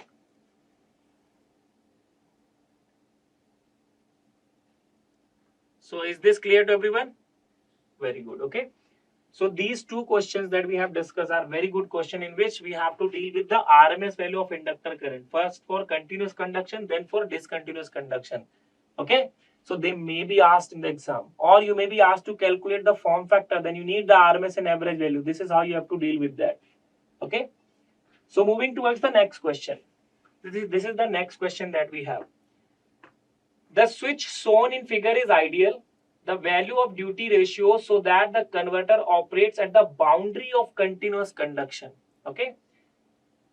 What will be the value of duty ratio if the converter is operating at the boundary of continuous conduction?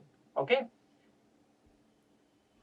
So at the boundary of continuous conduction, what do you know? Just now we have discussed. At the boundary of continuous conduction means I minimum is now 0. Okay, you only have I max. Okay, and this will be the average value of inductor current. So this is my IL average. This will be delta IL. Okay, and IL average will be equals to delta IL by 2, or we may also write it I naught. Okay. So converter is now operating at the boundary of continuous conduction. Continuous conduction, it is operating at the boundary of continuous conduction. That means you have I minimum equal to 0, or we can say that IL average is equals to delta IL by 2. Okay. If we apply this condition, what is the value of IL average? IL average is equals to I naught. Delta IL is equals to D 1 minus D Vs over FL. Okay. You will apply this expression many times so that you can be able to remember as well. Now, what will be the value of I naught? So, I naught can be written as dVs over R. dVs over R into D 1 minus D Vs over 2 FL. Fine. Now, just see what will happen. dVs and dVs will get cancelled. Then, we will get 1 minus D. This will be equals to what? This will be equals to 2 into F into L upon R. Or sometimes it might also be written as 2L upon RT. Okay. Or what will be the value of D? D value will be 1 minus 2L upon RT. So this you can store in your memory. If the converter is operating at the boundary of continuous conduction, I minimum will be 0. And what will be the possible value of duty ratio? 1 minus 2L upon RT. Okay. 1 minus 2L upon RT, this will be the value. Now, if we calculate this value, D equals to 1 minus 2L upon RT, this is the expression and we need the final value. Okay.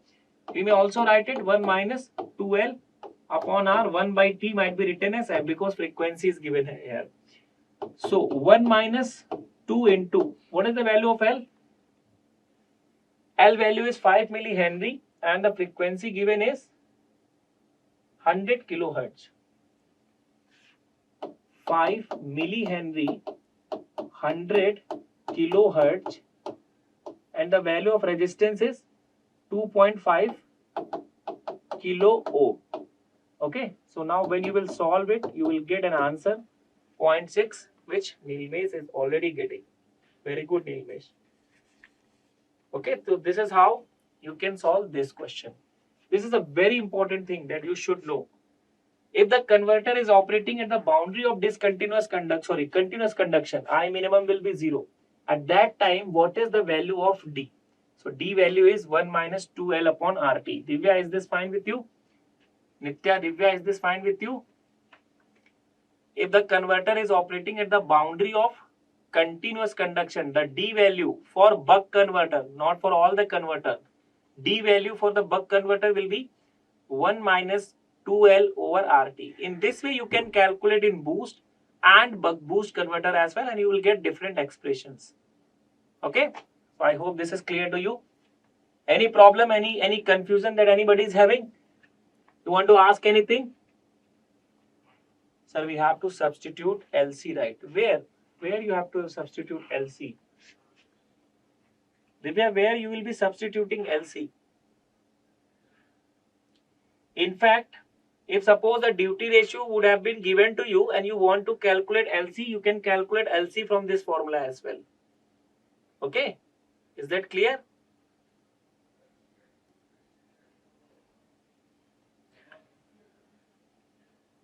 Here we have calculated the value of D. Okay, upon RT. L here itself is the critical value because it is giving you an operation on continuous conduction mode, boundary at the boundary of continuous conduction mode. Okay. If suppose D value might be given and we want to calculate L, we can use this formula for calculation of L as well. I hope this is clear. Okay, Divya? Now moving towards the next question. Okay. Now see this one. This is a very good question. So in the chopper circuit shown in the figure, again we have which converter? This is buck converter. Okay, buck converter or a step down converter. In the chopper circuit shown in the figure, the input DC voltage has a constant value of 220 volt. Okay. The switch S is operated with a switching frequency period of 60 milliseconds. Switching period. Switching period means we have been given time period, okay, which is 60 milliseconds. So you can calculate the frequency by inversing the time, okay. Then in such a way that the conductor is at the boundary of continuous and discontinuous conduction. Again, we are talking about the boundary of continuous and discontinuous conduction. Continuous conduction is not assured. We are at the boundary. So at boundary, I minimum is, you have to tell here, okay. Then which of the following is or are correct? MSQ question. They are asking that peak to peak current will be this value, average inductor current will be this value, maximum inductor current will be this value, and minimum inductor current will be this value. Okay. So you have to choose among the options. So your time starts now. Because it is a lengthy question, I have to give you more time. So I am giving you 3 minutes for this.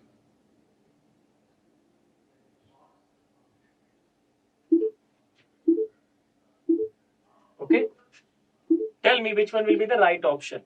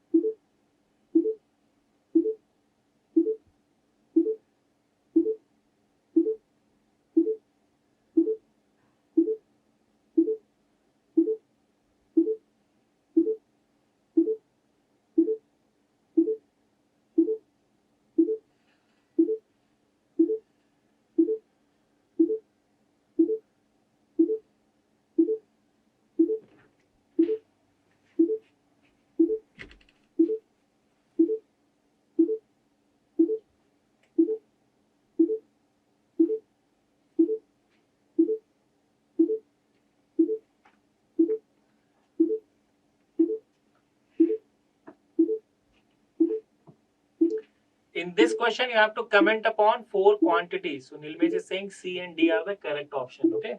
In this way, good MSQs can be designed. Okay. And I think DC to DC converter is an ideal choice for an MSQ question. Okay.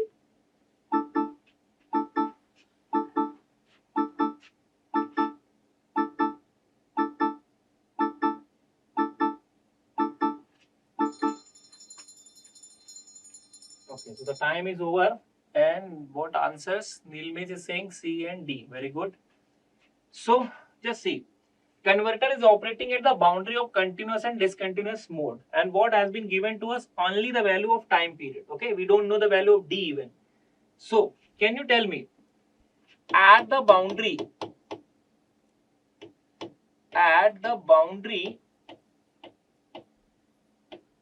of continuous conduction mode, CCM means continuous conduction mode, what is the value of D? The D value we have just calculated. It is equals to 1 minus 2L upon R into T, isn't it? So we can calculate the value of D right here from this formula. Now, what are the different values? 1 minus 2. L value is 100 millihenry. Okay. So, into 100 millihenry. What is the value of R? 10 ohm. And time period? 60 milliseconds. Okay. So, from here you will get immediately the value of D. And that D value is 2 by 3. Okay. That D value will be 2 by 3. So you have calculated the D.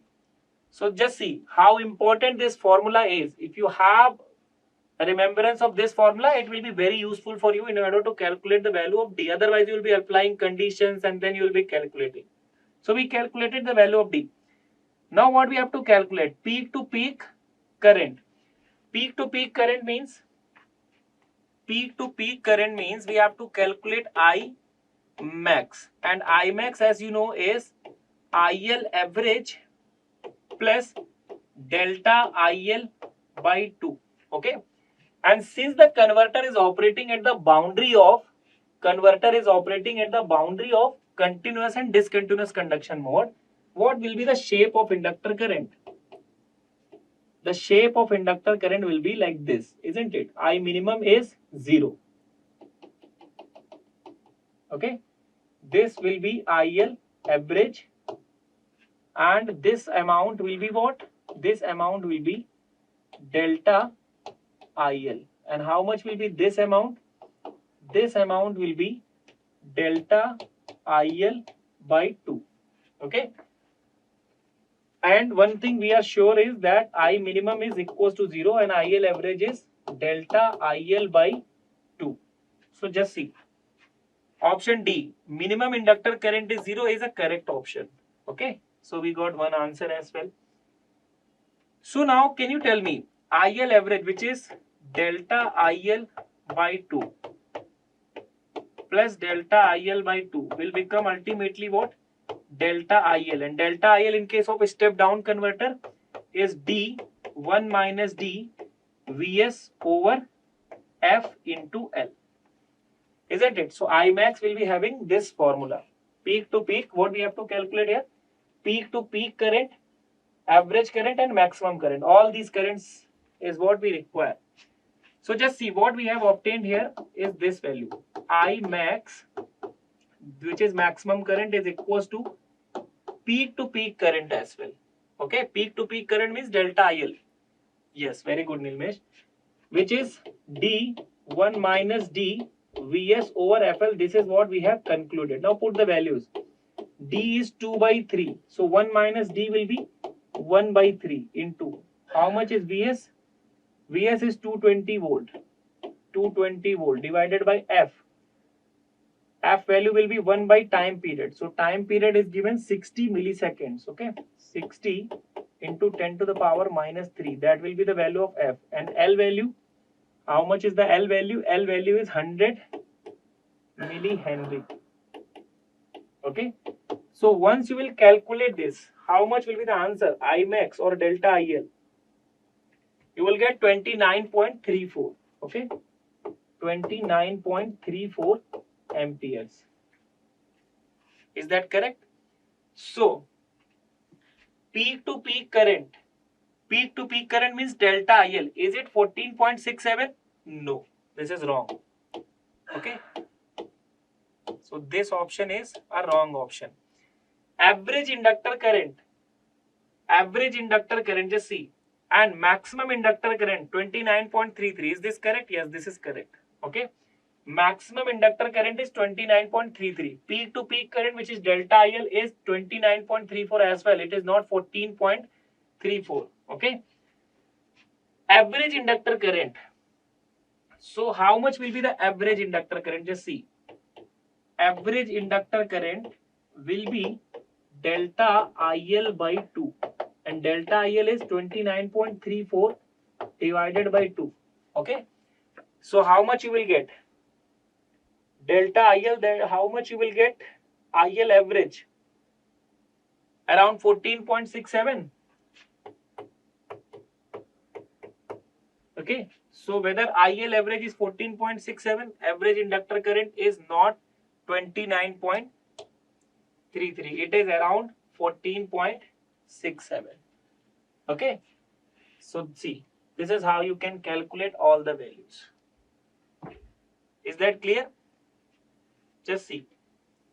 Option number C and D will be the right option. So I think Nilmesh and Divya both have calculated the correct answer. Very good. So just see, continuous conduction mode boundary, if the converter is operating, this is how your inductor current will be behaving, and I minimum will be 0. And if you know this condition for buck converter, this condition you may derive for boost and buck boost as well. Different formulas you will be getting.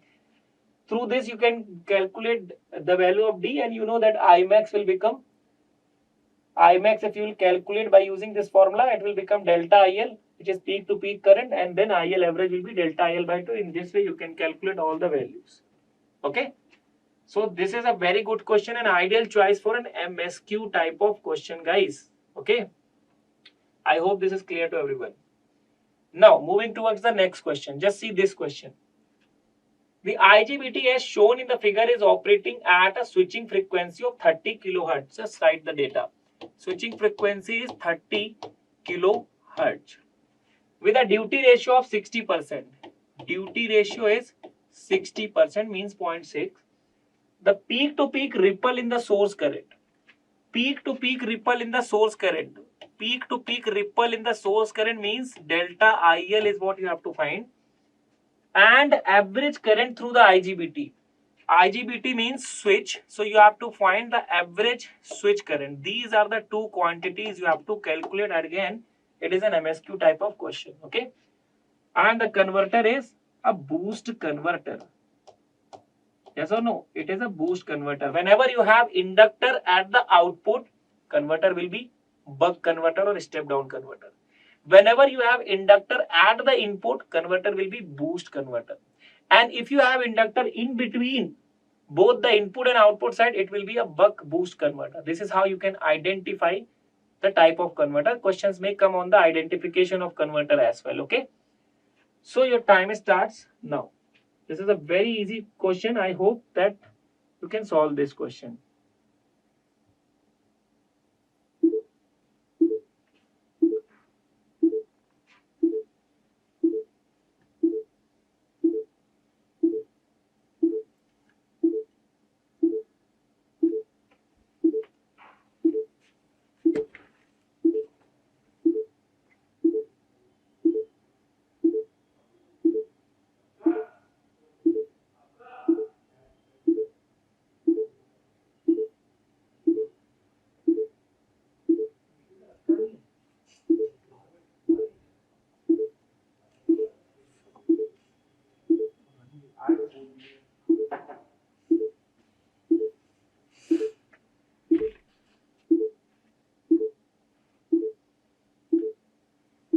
You have to find the peak to peak ripple in the source current delta IL, and you have to calculate the average switch current. Nilmesh answer is B and what, Nilmesh?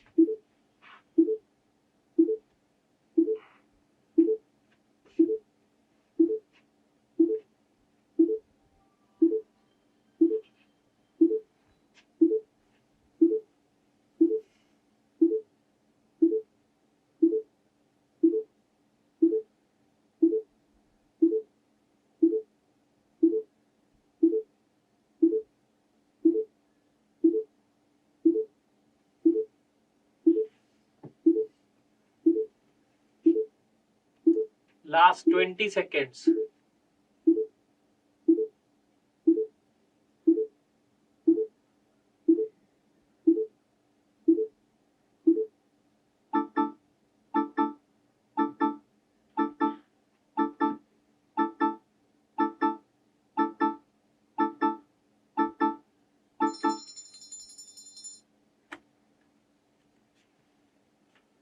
B and C. Okay. So just see. We have to calculate the peak to peak ripple in the source current. Means peak to peak current, delta IL. Okay. So for boost converter,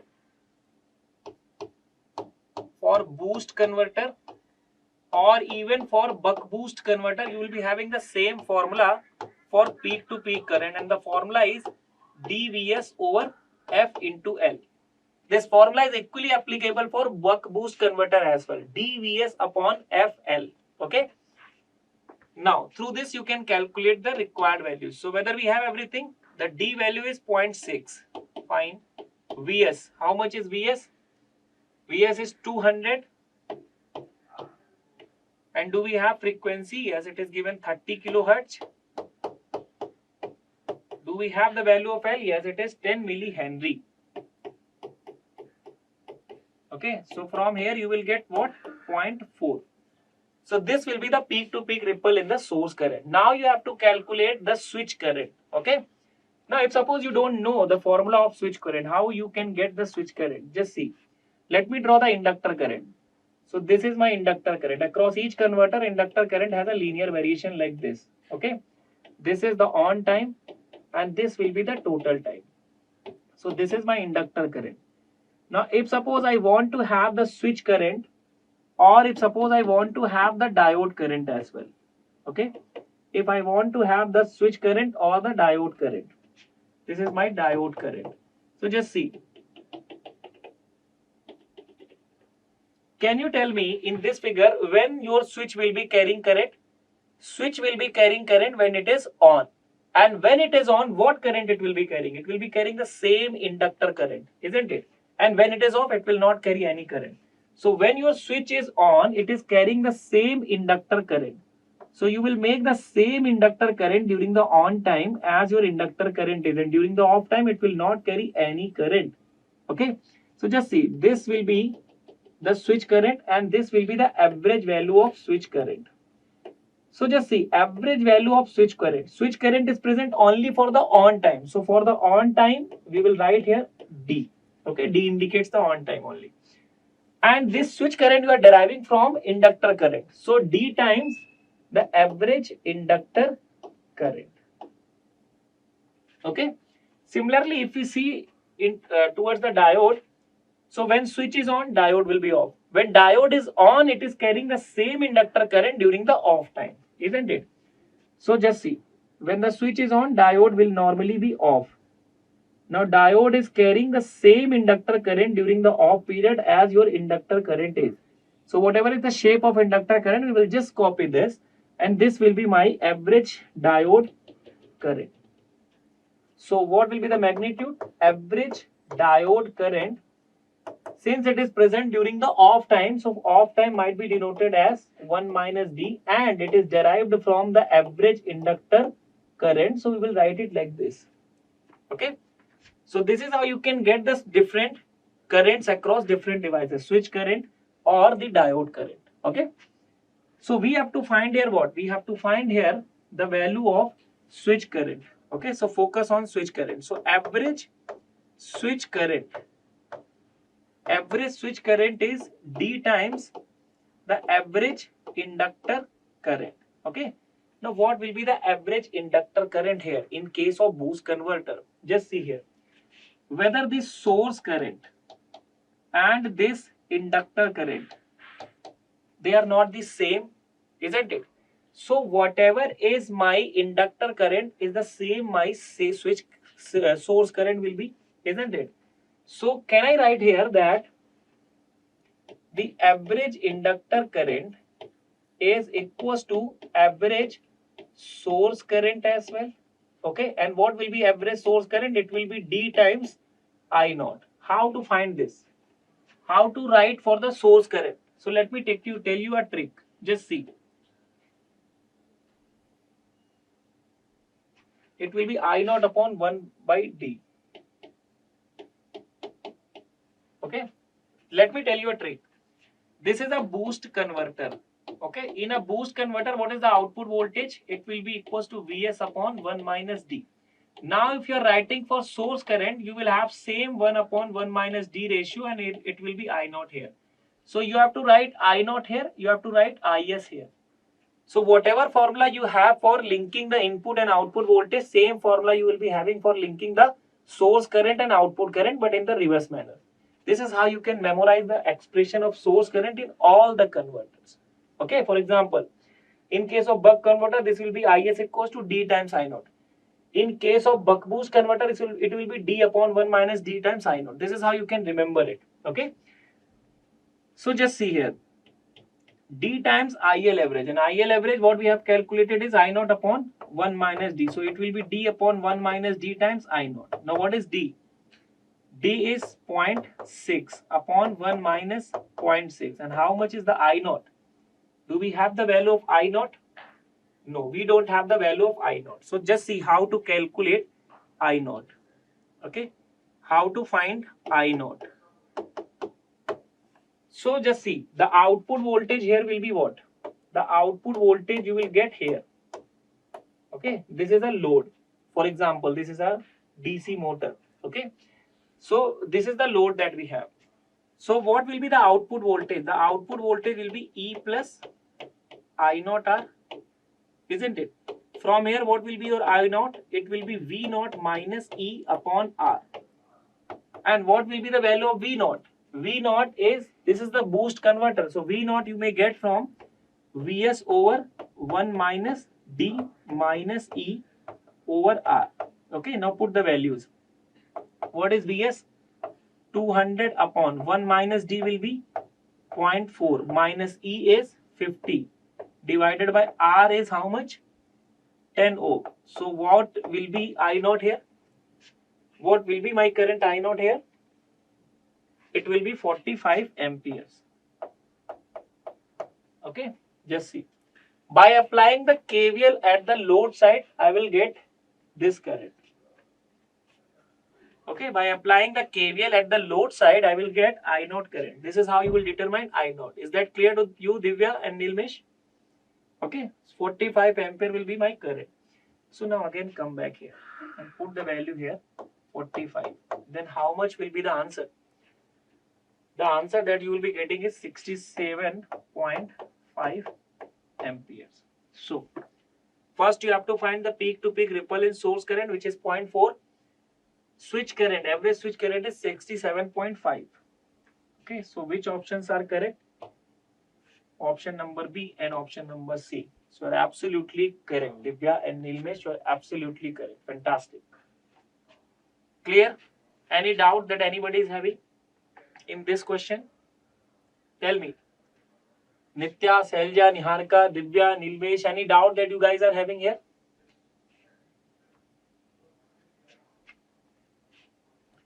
Very good. Okay, so this is a very good question. Same kind of question you can expect in the upcoming GATE exam. Okay. Now, come back to this question. This is also a very interesting one.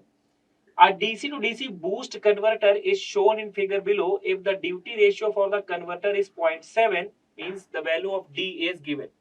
And how much the value of D is? 0.7.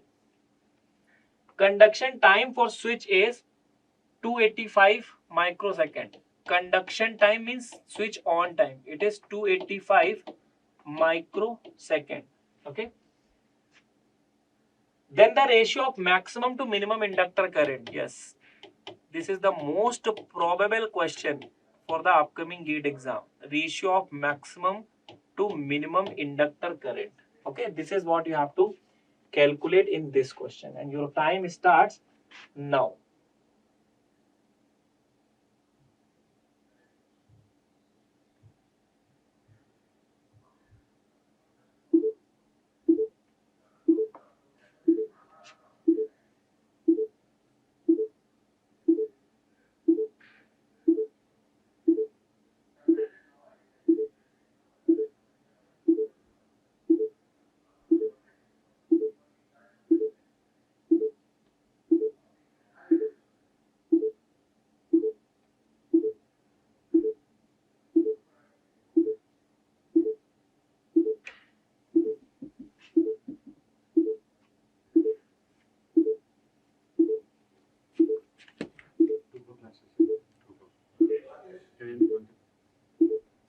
1:30, but up till 2 it will be ended. Before that minute.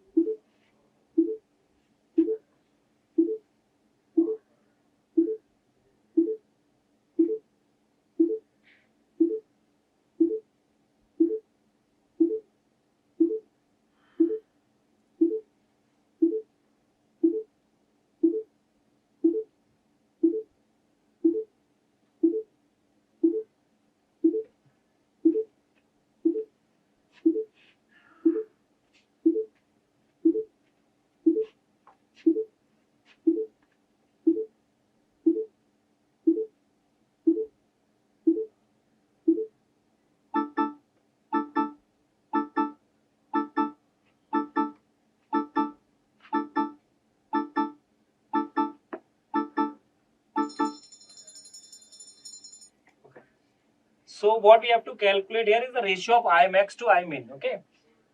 Just see what has been given is T on and D, and we don't know the value of T. Okay. So T might be, you know that T on is D times T. So T will be T on divided by D. So T on is 285 microseconds divided by D is 0.7.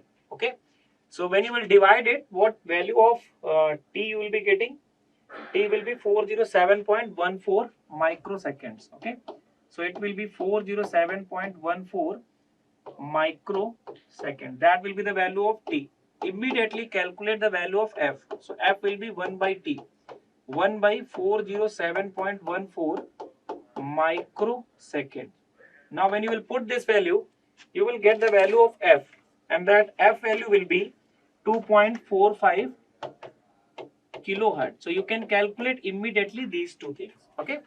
Now we require the value of Imax and Imin. For that, what formulas we have to use? Just see. Imax upon Imin. Okay, this is what we have to calculate. So what is the value of Imax and Imin? This will be IL average, okay, plus delta IL by 2, that will be Imax. Similarly, IL average minus delta IL by 2, that will be Imin. This is what we have to calculate. Okay. So for that we require the value of IL average. Okay. And IL average across a boost converter is equals to IS average, and that is equals to I naught upon 1 minus D. And what is I naught? I naught is basically V naught upon R 1 minus D. And what is V naught? So ultimately what we can write for it, V naught is Vs over 1 minus D. So in this way your formula will become Vs over 1 minus D square into R. Now if you will put the values, what is the value of Vs? 180. 180 minus 1 minus D is 0.7 square into the value of R is 10 ohm. Okay. So after putting the values, when you will solve it, what you will get as IL average is 200 amperes. Okay. So IL average will be 200 amperes. So we have calculated one answer. Nilmesh is getting the answer 101.09. Very good, Nilmesh. That is correct. Okay. Then we require the value of delta IL. So delta IL in case of boost converter is dVs upon FL. Okay. So what is D? 0.7. Vs is 180. What is F? We have calculated 2.45 kilohertz. So 2.45 kilohertz into what is the value of L? 3 millihenry. Okay, so when you will solve it, you will get the value of delta IL. And how much is delta IL coming? 17.14. So see, we calculated what is required here. Now put the values. What is IL average? 200 plus delta IL 17.14 divided by 2. Similarly, 200 minus 17.14 divided by 2, and you will get 1.0. You will get 1.09, or you can write it approximately equal to 1.1 as answer. Okay. Yes, Divya, that is correct. And final answer will be 1.1 here. Okay. So ratio of Imax to Imin.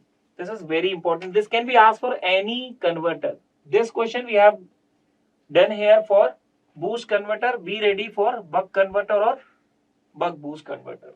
Okay. So just see. This question we have already solved. I hope it is clear to you guys. Now moving towards the next question. Just see this question. Okay. Which is very, very important. A boost converter is feeding a variable resistive load as shown in the figure. If the switching frequency is 100 kilohertz and the duty ratio is 0.6, what is the switching frequency? 100 kilohertz. What is the duty ratio? 0.6. It gives an output voltage of 48 volt. Output voltage is 48 volt from a 12 volt supply. So Vs is how much? 12 volt. The value of R that will make the inductor current just discontinuous. Whenever you are watching this line, that means I minimum is equals to 0. Isn't it? How many times we have seen question like this? I minimum will be 0. So can delta IL is T on Vs upon L. T on Vs upon L. Yes, you can write it. Okay, you can write it. So whenever you are watching this line, current just discontinuous means I minimum is 0. Means we are at critical condition. Okay, we are at the boundary. Whenever we are at the boundary, okay, so I minimum will be 0. What we have to calculate here? The value of R that will make the inductor current just discontinuous. Okay, so whenever we have this condition that I minimum is 0, that means your IL average will become equals to delta IL by 2. Okay, now when you will further solve it, Nilmesh, are you asking anything? Del IL is T on into Vs upon L. Yes, you can write it. D upon F is what? DT. DT means T on. T on into Vs by L. You can write it. Okay.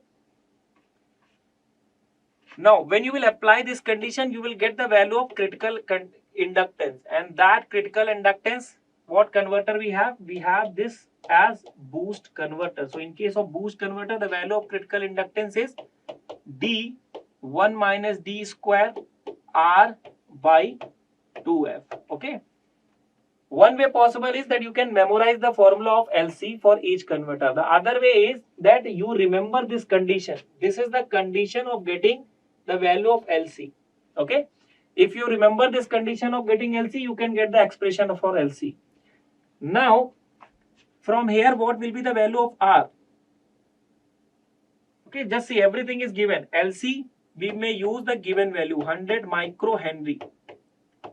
The value of D is 0.6. 1 minus D will be 0.4. The value of R we need to calculate, 0.4 square into 2 into F, 100 kilohertz. Okay, so R is the only unknown here. When you will solve it for R, what answer you are getting? 208.3. Okay. When you will solve it for R, you will be getting 208.3 ohm as answer. And using that formula, IL is coming out to be different. How it can be different? D upon F. Nilmesh, D upon F. Just see. T on is equals to what? D times T. Okay. Or you can write it D upon F. Okay. T on will be D upon F. So D upon F might be written as T on. So T on might be written as D upon F. So is this correct? T on is dt. So T will be T on by D. This is correct now. There will be any calculation mistake, Nilmesh. I don't think you are getting a different answer. This is correct, okay? Maybe either me or you have done any calculation mistake, unless this is absolutely okay. D by F might be written as T on, isn't it? 1 by F is T. D into T is T on. Okay? D into T is T on. There might be any calculation mistake that may be either done by me or you. Unless this is absolutely correct, you can apply, go for it, okay? So focus on this question. So through the formula of LC, we can get the value of resistance here. Is that question clear to everyone? Okay. So these expressions of critical inductance are very important for us. If you are able to memorize, that's absolutely fine. If you are not able to memorize, you can immediately get. It will only take 30 seconds of yours. This condition you have to apply for each and every converter and put the respective value of IL average and delta IL. You will get the value of LC. And through that, in this question, we can get the value of R as well. Okay. So I hope this is clear to everyone.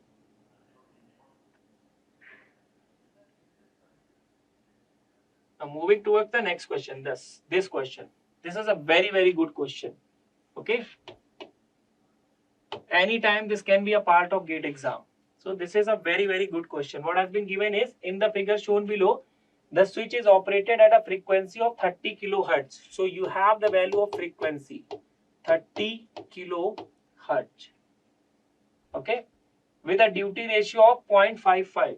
So the duty ratio is 0.55. If the power absorbed by the load, so the load power is given. Load power is V0 into I0 and this is given to you 30-100 watts. Okay. Then average value of inductor current will be, you have to find what will be the average inductor current here. Okay. You have to find in this question what will be the average inductor current. What type of converter we are having? Can you tell me? Looking into the position of inductor, it is not present totally on the output side. So it is not a buck converter. It is not present totally on the input side. So it is not a boost converter. It is in middle of both the sides. So it will be a buck boost converter. Okay. So the converter that you have is a buck boost converter. So for the buck boost converter, if you have to find average inductor current, this will be equals to what? I0 upon 1 minus D. Isn't it? Whether it is boost converter or buck boost converter, average inductor current is I0 upon 1 minus D. For the buck converter, it will be only I0. Okay. So this has become a very popular expression. We frequently are using this particular expression. So I hope you are able to memorize. So in order to calculate this average inductor current, what do we need? We need the value of D and I0. D is given. I0 we can calculate through this formula. So what will be I0? I0 will be P0 upon V0. Okay. P0 upon V0. So P0 is 200, but we don't know the value of V0. So for buck boost converter, what is the value of V0? It is dVs over 1 minus D, isn't it? So now you can put the values. 3200 upon, what is D? 0.55. So 0.55 into Vs is 100 upon 1 minus 0.55. When you will solve it finally, you will get the I0 value of 26.80 amperes. Okay, and when you have this value, come back here and put the values here as well. Okay, and when you will do the things, what answer you will be expecting here? IL average will be 58.18. Okay, I hope you all are getting the same answer. Very good. Nilmesh says lightning fast. Very good. Good speed, Nilmesh. An excellent response from your side as well, Divya. Okay. Keep on these efforts. So I think this question is clear to everyone. Okay, in fact, this is a very good question. Power is given and you have to return, you have to calculate back the average inductor current. So this makes this question a very popular one. This may be the part of your GATE exam. Okay. Now after that, yes, this is also a very important question and this should come in the GATE exam. What is given here in this question is a DC to DC converter is used in regenerative braking mode of a DC series motor. As shown in figure, it is operating on a duty cycle of 65%. Duty cycle is 65%, means 0.65. Average value of armature current is, this is your armature, okay, and the motor you are using in regenerative mode, so power is getting feedback to the source. So average armature current is basically the average load current given to you, which is 110 ampere. It is continuous and ripple free. So we can assume the constant operation, okay, ripple free current. The power feedback to the supply will be, what will be the power feedback to the supply? You have to calculate V0 into I0. Okay, what will be this value? Okay, power feedback to the supply is what you have to calculate. So you are using your motor in regenerative braking mode. Okay, which mode? You are using your motor in regenerative braking mode. Regenerative braking mode means motor is feeding power to the source. Okay, so current will be flowing from motor towards the source. So when it will be moving from motor to the source, your inductor will initially charge and switch will be on. Okay, let me mark this to be the output voltage. Okay, let me mark this to be the output voltage. So if this is the output voltage, when motor is feeding power to the load, let us suppose that you have switch, your switch is on. So at that time, what will be the inductor polarity? This will be plus, this will be minus, and inductor current will be flowing in this direction, isn't it? So when your switch is on, at that time, what will be the output voltage that you will be getting? Is 0, isn't it? Aryan Agarwal, he has calculated and is saying 22.33. Very good. Very good, Aryan. Excellent. If you are able to solve this question, you are well prepared. Now, when you will turn off the switch, when your switch will be off, okay, at that time what will happen? So when the switch is on, this is the inductor polarity at the beginning, and at the end the inductor polarity will be like this, okay, at the end. So due to this inductor polarity, this diode will get on. When this diode will get on, your circuit is completed in this manner, and that moment your output voltage will be equals to Vs, isn't it? So if I just plot this output voltage which we are getting is, just see here, we are getting something like this. For the on time, and we have the off time as well. So for the on time, what do we have? For the on time, we are getting 0 voltage. For the off time, we are getting Vs voltage, isn't it? Just see. For the off time, we are getting 0 voltage. For the off time, we are getting Vs voltage. So if I ask you what will be the average output voltage, your answer will be, it will be Vs into T off divided by T, or you can simply write 1 minus D times Vs. Isn't it? Isn't it? Very good, Nilmesh. Your answer is also correct. So whether this is understood to everyone, those who are not able to write it or calculate it, okay? This motor is driving this circuit. Regenerative mode we are using, okay? So this is how the power flow will be. And this is accordingly how the switch is getting on and off, and of what transition the output voltage will be making. We have just plotted that, and based on that we have calculated what will be the value of output average voltage. Okay, now yes, it is a kind of boost converter. Okay, Nilmesh. Now 1 minus D is 0.65. Okay, and what is the value of Vs? It is 580 volt. So how much average output voltage you will get? It is around 203 volt. Okay. Then if we have to calculate the power feedback, means P, it will be V naught into I naught. Okay. So how you will calculate the power now? So power P naught will be V naught into I naught, that is 203 into 110, or you will get 22 point, how much you are getting? 33 in terms of kilowatt. Okay. So in terms of kilowatt we have to answer. This is what you will get.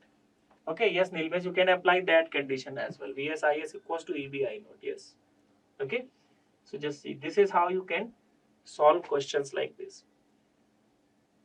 If gate authority has to do something exceptional, something new, something extra, if they want you to puzzle, they will give you this kind of question. And if you are able to solve these questions as well, you are well prepared. Okay. So very good. Nilmesh, Aryan, Divya, very good. Divya, is that understood to you as well? Very good. Okay.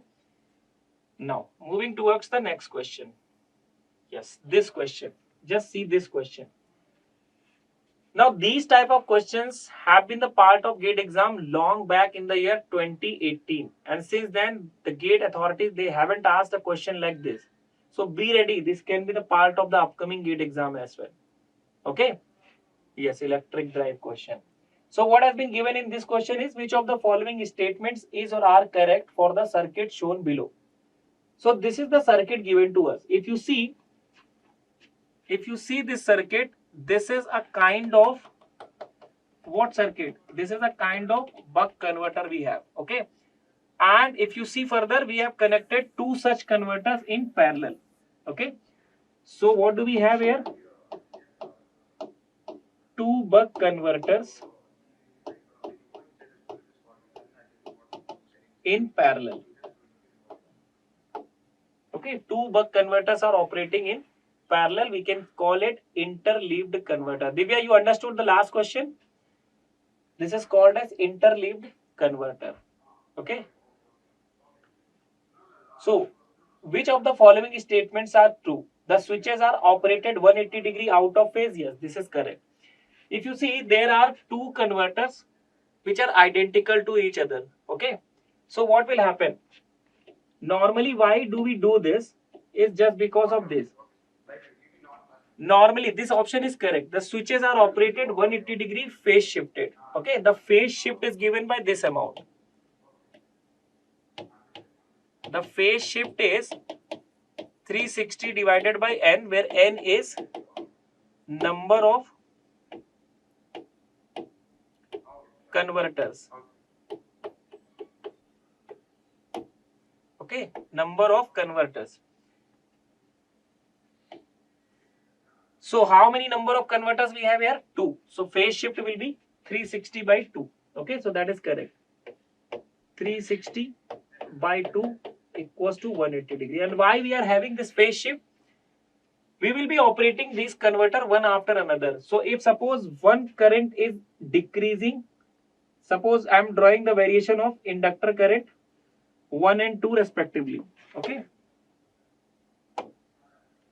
So if suppose this is my inductor current 1, increasing, decreasing, increasing, decreasing. What is this? This is my inductor current 1. Then I will be operating the second converter in such a way that inductor current will be first decreasing, then increasing, then decreasing, then increasing. Just reverse of the first one. Okay. So how much ripple we have right now? This much ripple. But if I operate, yes, so individual ripple is del IL.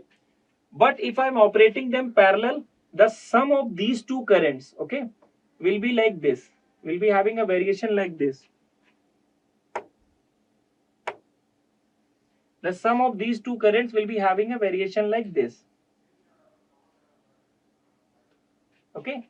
So what you can see, this is now delta IL dash. Okay. What is this? This is a sum of current IL1 plus IL2, total inductor current, which you will be getting here. So what is the current here? IL is basically IL1 plus IL2. Okay.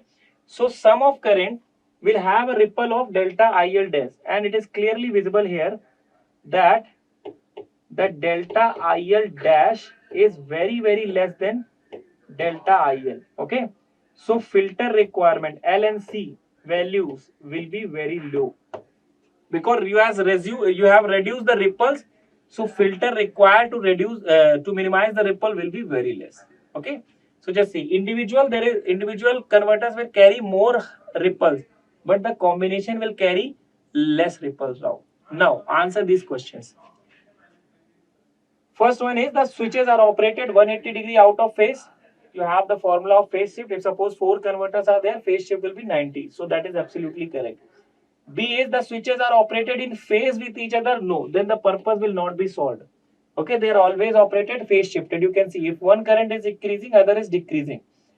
Inductor currents are 180 degree out of phase with respect to each other. That's what we are talking about. Absolutely correct. D is each inductor supplies one half of the load current and output power. Yes, together they will carry more power. Okay, so D is also correct. Okay, D is also correct. So this is a very good question. Okay, from interleaved converter. You may connect to boost converter or buck boost converter in parallel as well. Okay, so is that question clear to everyone? Any doubt that you people are having? I don't think so because you have answered this correctly. Very good. Now just see this question. This is a very good question. The figure shows two buck converters connected in parallel. Okay, so we have same interleaved converter. The common input DC voltage is 200 volt. So we have been given the input voltage. Input voltage is 200 volt.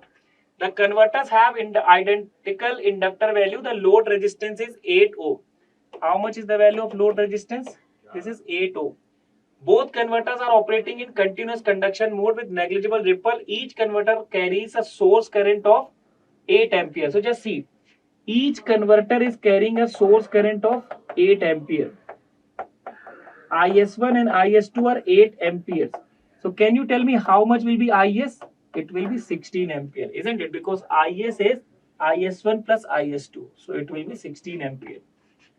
When they are turned on, one after another, the duty ratio of each converter and current supplied by the source. So current supplied by the source is 16 ampere that you have calculated. Now you have to calculate what will be the duty ratio. Okay. So you have the value of source current right now, which is 16 ampere. Now you have to calculate the value of duty ratio. So you know that source current is equals to D times I naught. Okay. Or I naught you can write V naught by R. Or V naught you can write dVs, so it will become D square Vs over R. Okay. So from here what will be the value of D? It will be R into Is upon Vs in square root. So just put the values. What is the value of R? 8. Source current 16. Vs is 100. 200 square. Sorry, 200 only. Okay. So by putting the values, Nilmesh is getting an answer 0.8. Whether 0.8 is the correct answer? Yes, 0.8 is the correct answer. Okay, so you can calculate that 0.8 is also correct answer. So last 3 questions that we have discussed they are ready to be a part of GATE exam. Are you ready for this kind of question? Make yourself ready. Okay, this is how you could have approached for this particular question. Okay, so what expression we have obtained for D? The expression for D is R into Is upon Vs. Just see, through this expression we have calculated the value of D. Okay, so last 3 questions are very important for any GATE aspirant. Okay,